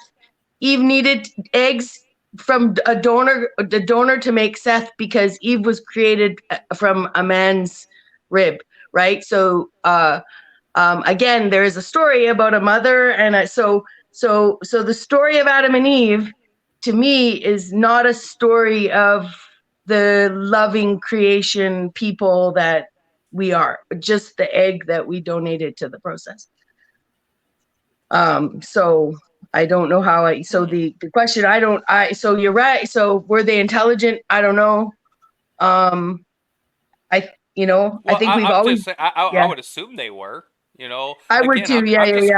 I'm just going off of the very basic, you know. Yeah. So like the idea was, does it overlap with the 8? Yeah. Yeah, I would say that they were intelligent. They obviously had free will to roam and do as they please. Otherwise, you know, they wouldn't have grabbed the apple, so to speak. So they had free will and they were intelligent. So the knowledge of good and evil, as it were, that didn't come till after the apple, but they were already intelligent beforehand and had free will, I would assume. Yeah, I think so. Well, let's just say it's a really good version of bad homeschooling because they weren't allowed to socialize outside of a box. So that knowledge of good and evil, they didn't know what manipulation was. I think is an evil intent to get you to do something you normally wouldn't do because you were given instructions, but you didn't know why. So curiosity of it and being manipulated got entwined is this really bad homeschooling, right?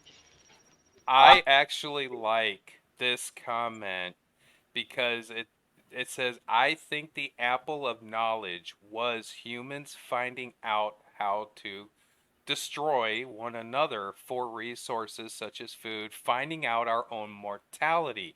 Because again, I believe that before they took that apple, they didn't have mortality because they didn't die yet. They were immortal. So when they had the apple, that's when we learned of mortality and death and everything, the knowledge buffering of me buffering. That's what it was. Knowledge of me buffering.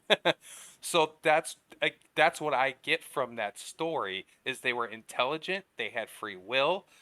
Then after the apple and the snake, all of a sudden now we have mortality. Now we have all this understanding of that. That's why I believe it says the creator came through the garden and said, who told you you were naked, right? Yeah. How did you know that? Because you found that out afterwards. So that's that's part of that. But what about the I agree with the comment there, but I do have more. I do have more to bring up. Let's see here. That's actually, are you ready to read that? You have to mute your mic this time. I can do that. So I will talk first. I will talk first before I go muted. So this, what we're about to pull up, is an essay I did because I did go to a university for becoming a counselor of sorts, and I did. I'll just kind of leave it at that. I went to a university. I went there for a reason, basically to help others. That was my goal. My goal was to become a counselor and help others. And this was, 10, 11 years ago, I believe, give or take. So this is a 10, 11 year ago essay that I wrote personally. No, it wasn't published. No, it was nothing like that. It's my personal opinion. It's my essay that I wrote. And I'm just wanted to go over it and see if anything's changed, essentially. So JJ is going to read the essay itself, and then when she gets to specific Bible verses, I will read the Bible verse because I have that pulled up. So I will mute myself, and there you go. Are you able to unmute me and mute?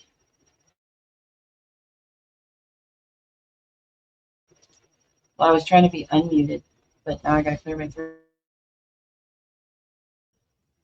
Okay, when I'm reading, you have to mute me for you to read. This is gonna be so much fun. Yeah, okay, I can just look over and be like, yeah, I can check the screen. You can see it. All right, so Joe, being Josh, when he went to university online, Liberty University. This is 10 years ago. Hold on. That What are you doing? Is that coming out? Hold on. Is that coming out really correctly to everybody? Because it was for me when she was trying to talk. Yeah. It was? That's what I thought. I was like, wow, we could not understand that. Hold on. I will remove myself altogether and see if that works.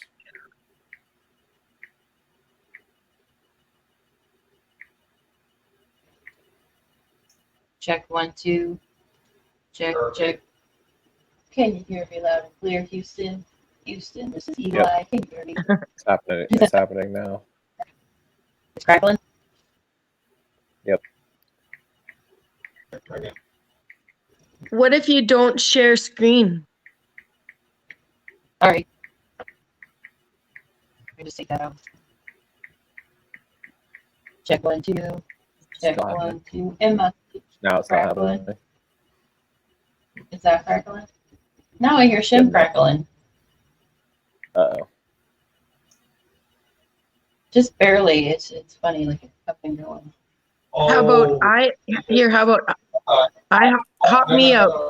No. It's no one else. I think I figured out the problem. I think it's because Shem has a present screen himself going. Don't you? I'll take it out, but I didn't think it'd make a difference since it's not on there. I think. Okay, try again, JJ.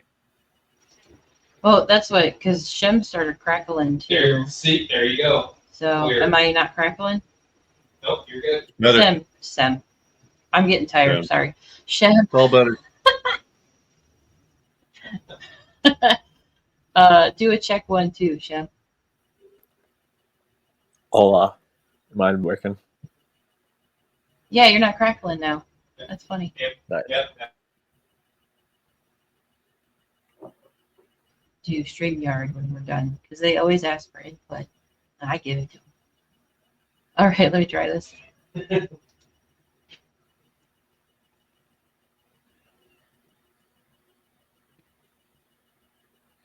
Check 1, 2. Still Worldview good. in process. Can you hear me loud and clear, Houston? Still good. Still good? Good. No crackling? Popping? All good. No Like it's crackles. hot. All right.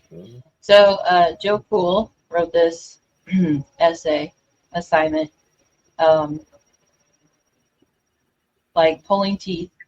It was difficult because it was an essay assignment. When is it not fun to write an essay that I'm going to try to read so that it's just somebody else sharing, because I know him so well.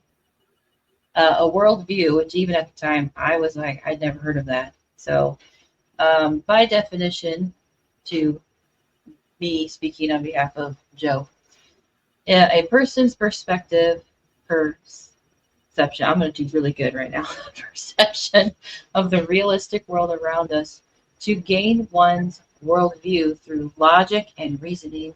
We have personal experiences along with nature and nurture. Are you doing good so far? Yeah.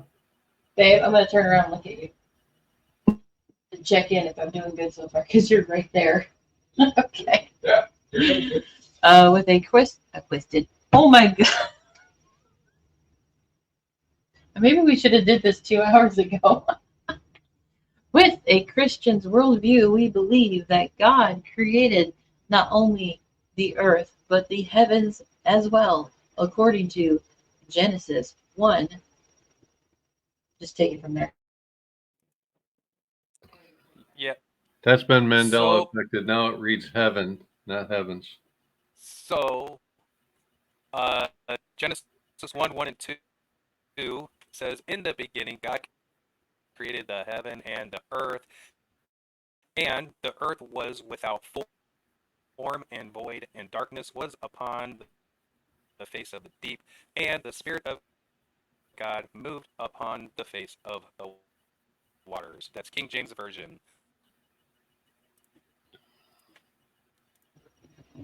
Am I back? Yeah. You were crackling. We can't do double share screen.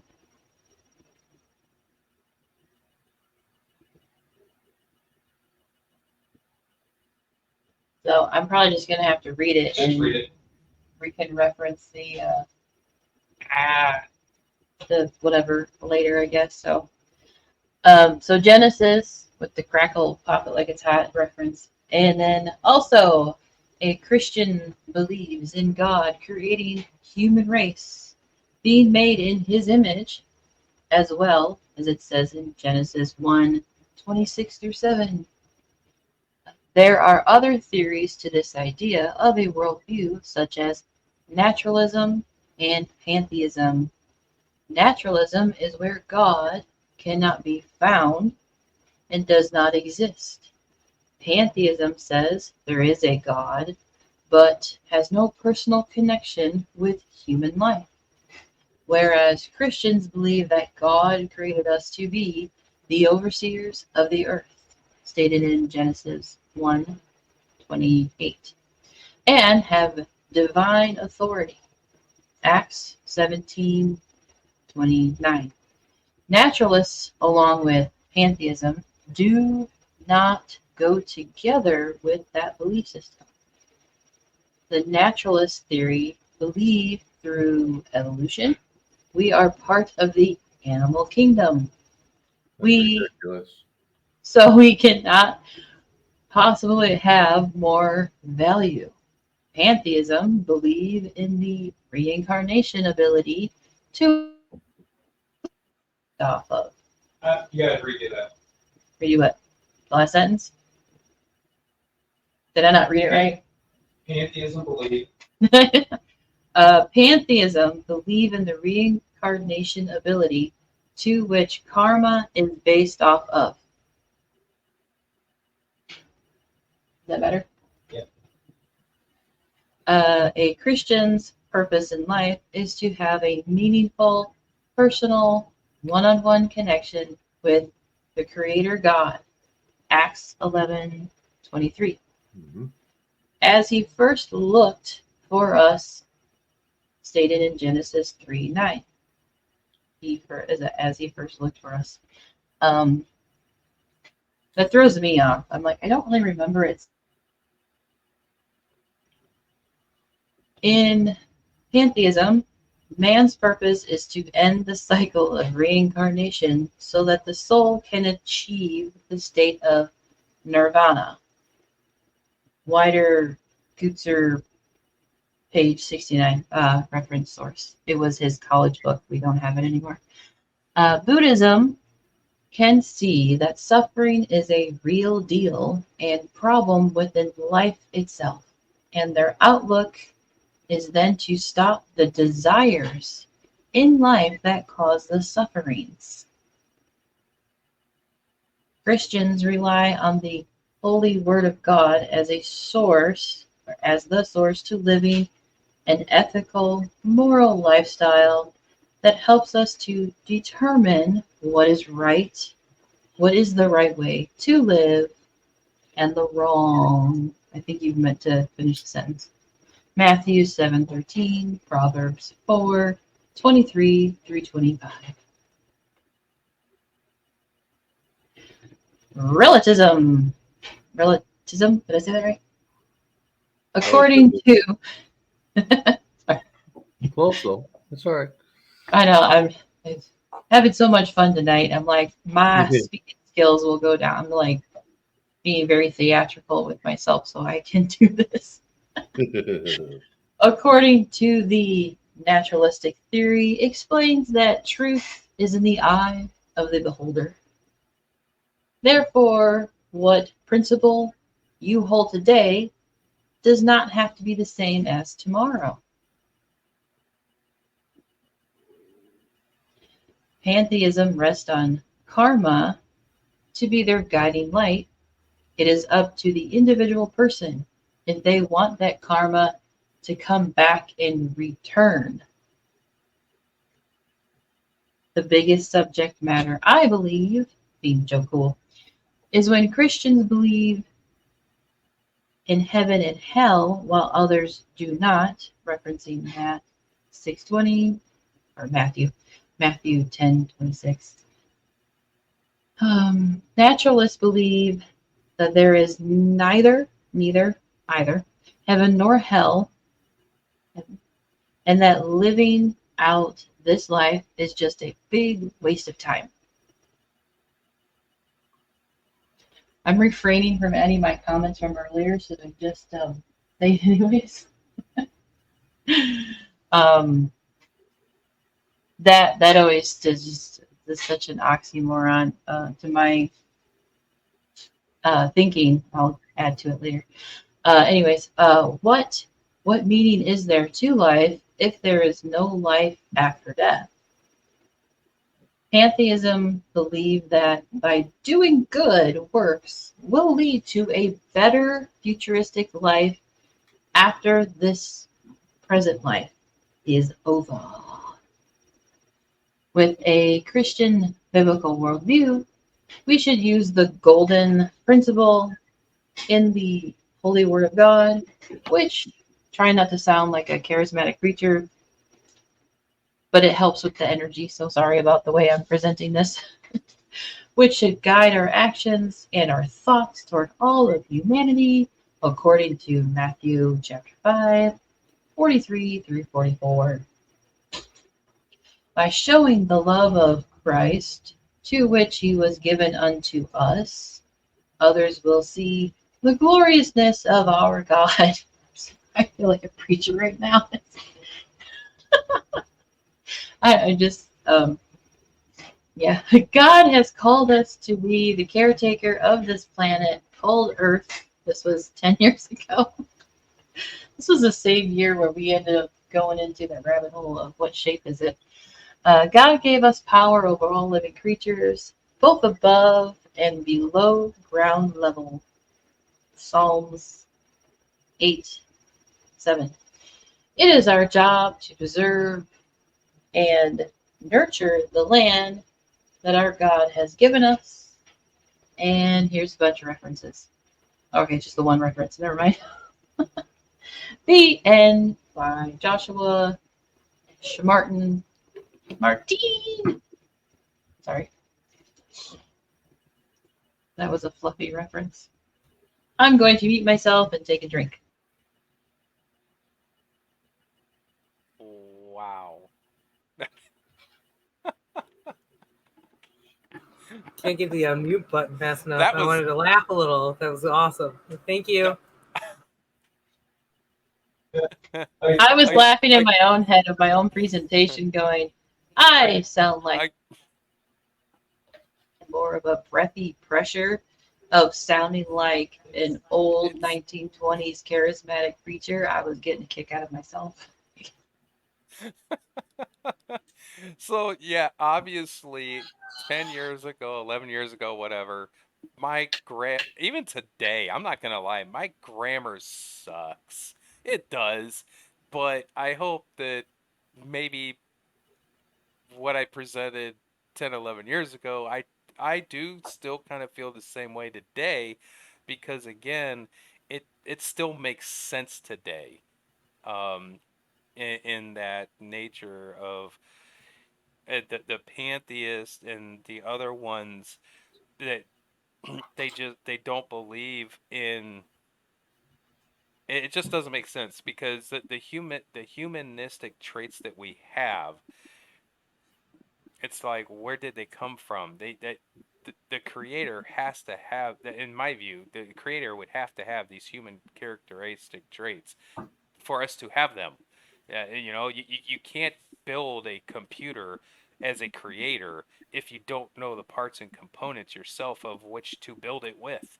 You know what I mean? It's like you can't build anything as a creator, which that's part of pantheism and many other ones, is you are your own god.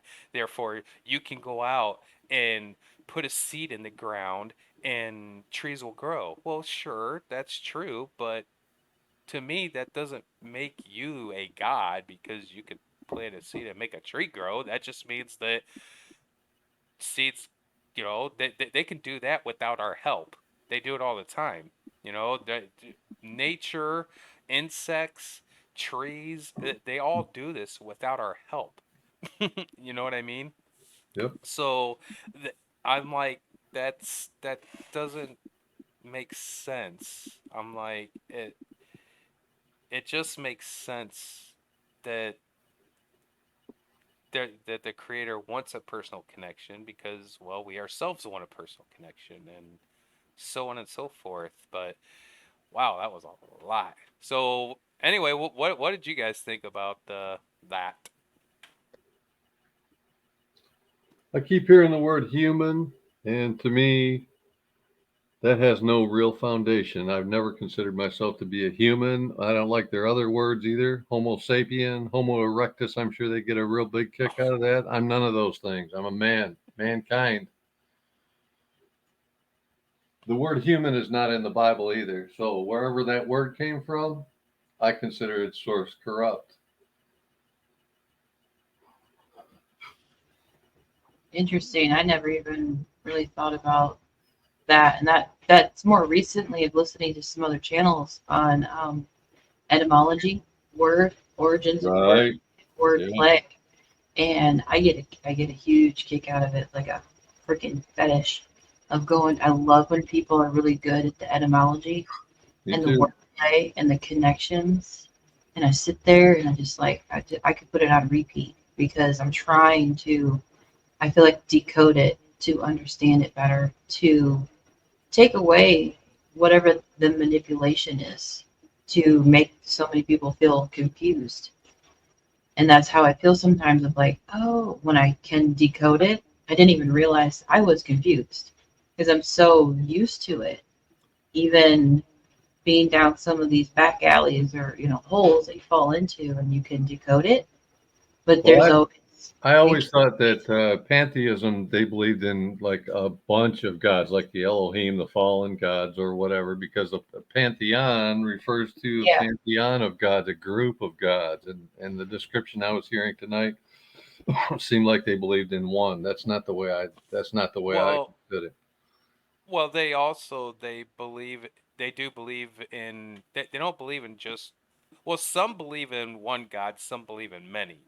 There is kind of two that I found in my research. I should have brought. Yeah, we were looking at the like pantheon. Hinduism, for example, they believe in a pantheon of gods. Yeah. You can choose your own. You got Okay. thousands to choose from. Oh, that's what I wanted to touch on. One of the biggest things is the whole reincarnation effect. That is a kind of a really big to me because they believe that again, there's either one God or many gods, but they also believe in the reincarnation effect, which to me in turn, I'm not saying I'm correct, but it makes me think of the whole. I buffered.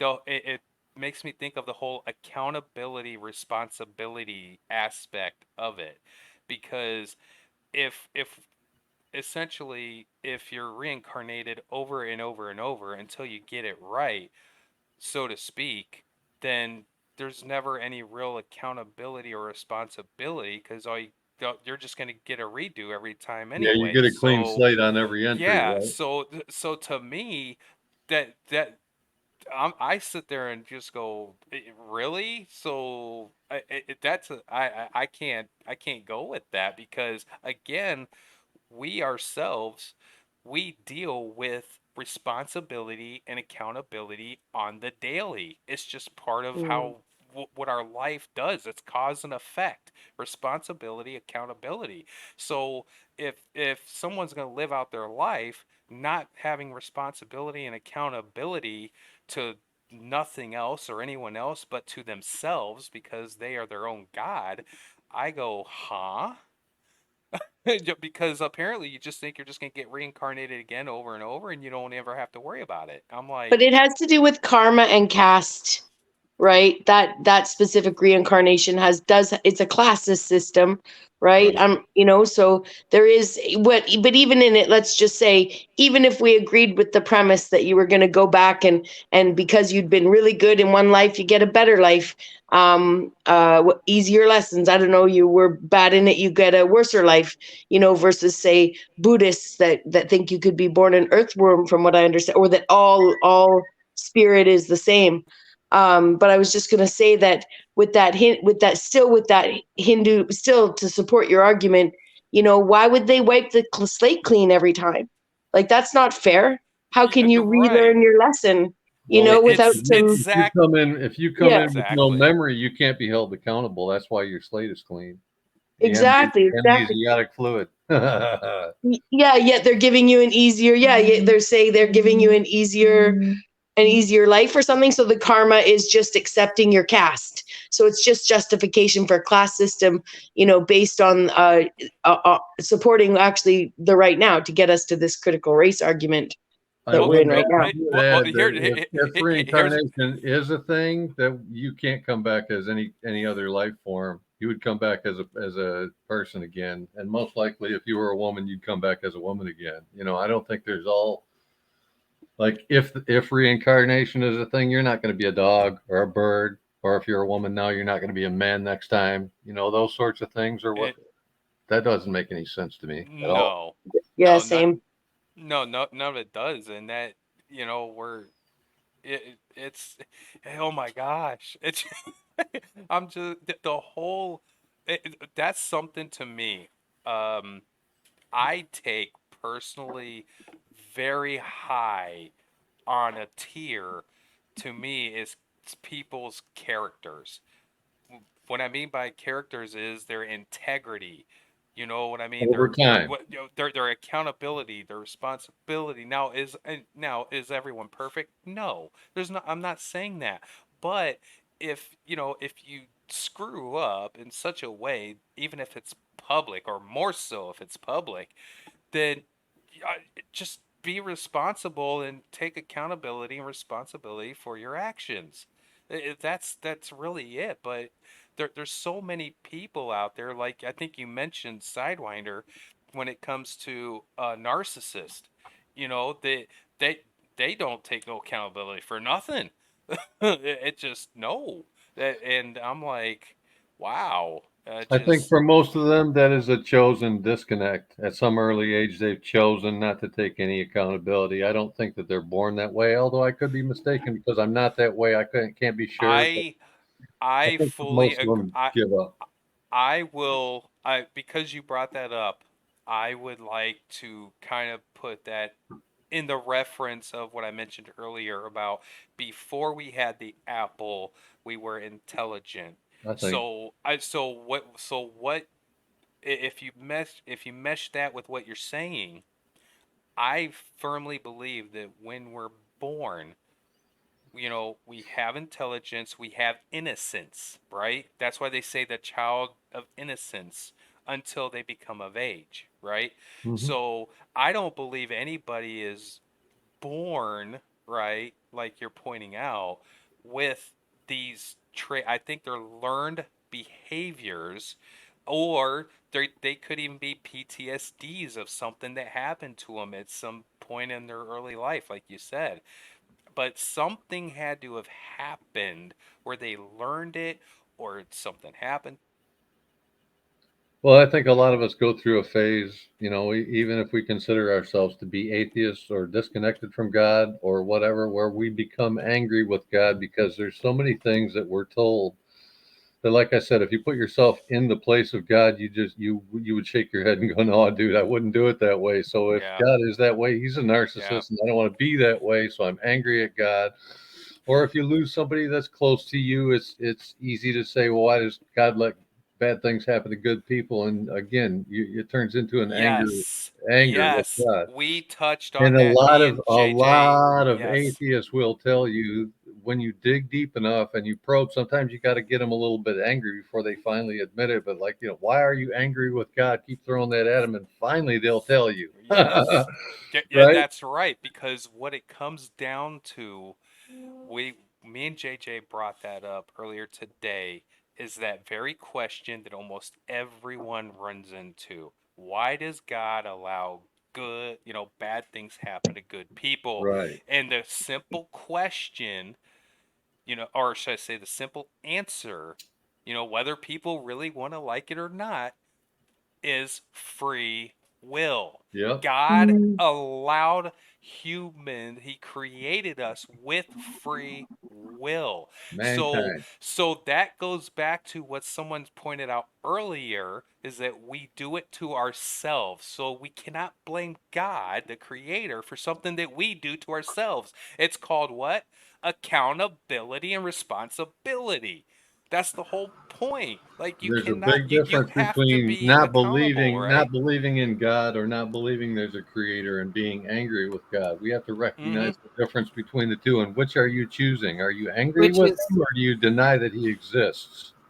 which is why it's interesting in the healing realm why forgiveness is so important, and like in self-love in that sense, like just, and it sounds silly, it sounds like stupid, but I joke about this because I used to pass myself in the mirror and be like, oh, and I like would make myself go back to the mirror and say, nope, you're awesome.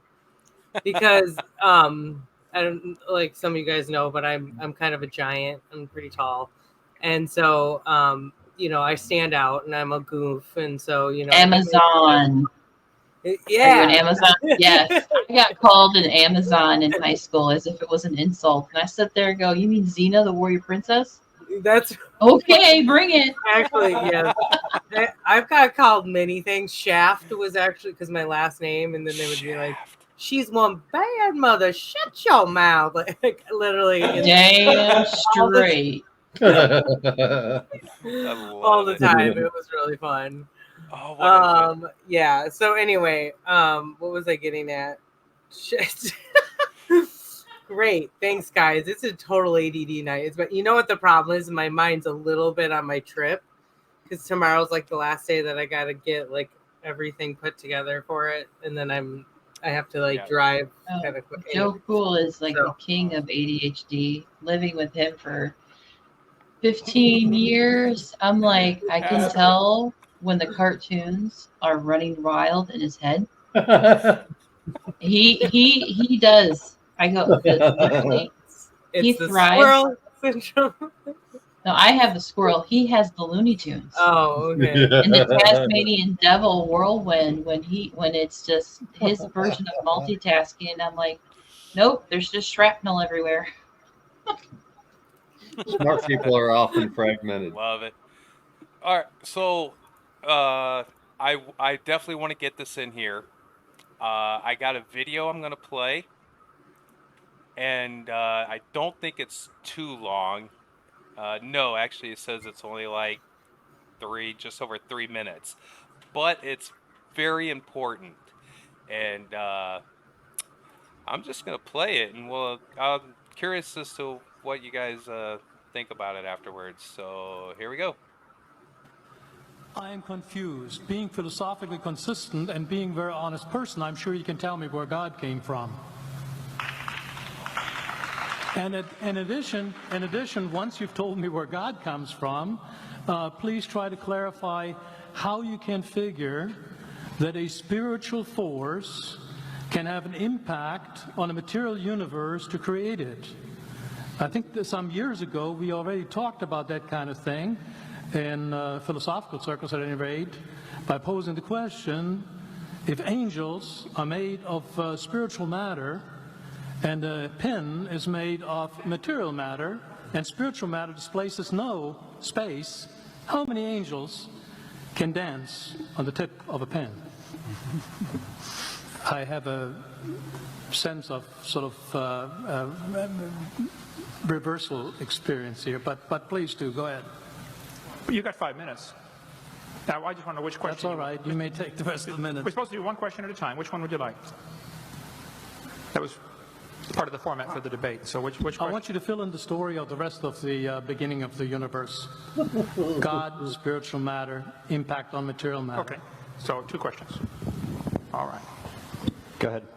All right, your question, where did God come from, assumes that you're thinking of the wrong, obviously it displays that you're thinking of the wrong God, because the God of the Bible is not affected by time, space, or matter. If he's affected by time, space, or matter, he's not God.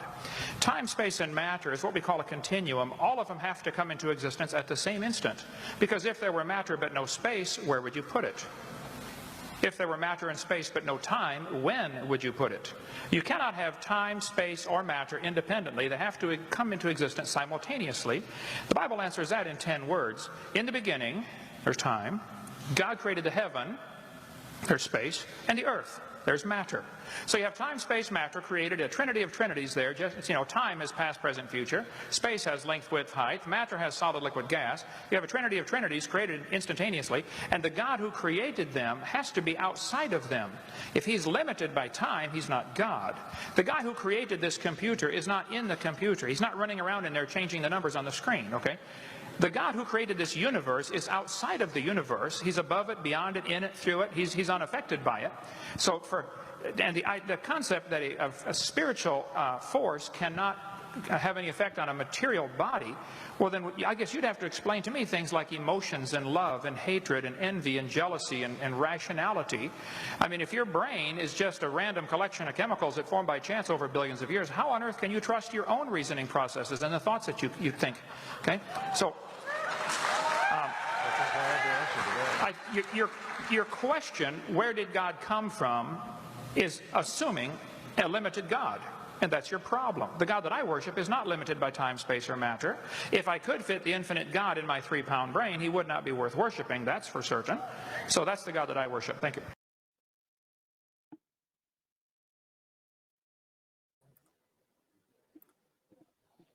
And so, what do you guys think of that? Because I know Esra is going to have to get going here shortly, guys. So, actually, Esra, you go first. So, you got to take off. That was good. No, it's okay. I don't actually have too much to say because I feel like, I don't know, I'm going to apologize on that one. Oh, that's okay. I feel like I've already kind of said my piece on it. Right. And I'm going to let other people take the reign on it. So I apologize. And I'm going to say I'm getting a little tired too. I actually am like, I feel really kind of silly, but I'm normally like a 9 o'clock to 5 a.m. kind of person, sometimes even earlier. So you guys have passed my bedtime. I have to wake up in like, what? It's 2:25. I have to wake up at 7:30 a.m. So yeah, I wake up not too long from now. Right. All right, I think Esther, well, thanks for thank you so much. And we'll try to drop you all off one at a time so it's not like a big boom. Thank you so much. I'm sorry for an uneventful takeoff, but I really appreciate it. It's a really good conversation. It's been awesome. Yeah. This could be a cliffhanger. Nice to meet you. Next week. The reason I'm actually not saying anything is because I'm saving it. There. So, I shot myself in the foot on that one. So I gotcha. You know what? We just might do the same panel maybe in a few weeks from now, maybe, if you're all up for it. Fun. Yeah, and I'll be having some talks myself, so you guys will want you on my channel. So absolutely. I haven't done my own live yet. All right, thank you so much. Appreciate you guys. You have a wonderful night. Awesome. Thanks. Bye. Bye. Have a good night, Ezra. Quick, change the channel.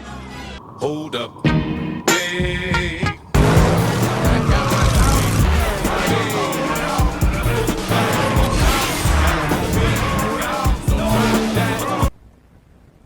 This must never be seen by anyone. Why? Here goes. I sped. I followed too closely. I ran a stop sign. I almost hit a Chevy. I sped some more. I failed to yield at a crosswalk. I changed lanes in the intersection. I changed lanes without signaling while running a red light and speeding. Do not pass go. Do not collect $200.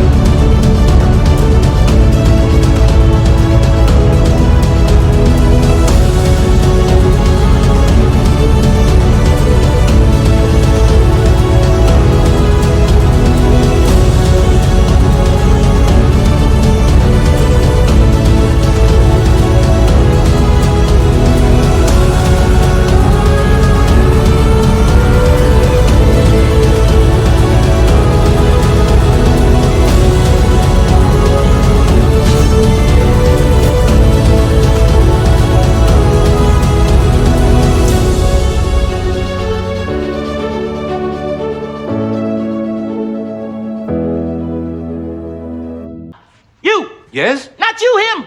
What's your name? Me. Yes, you. I am me. He's me. And I'm you. You, me, everybody. Morning.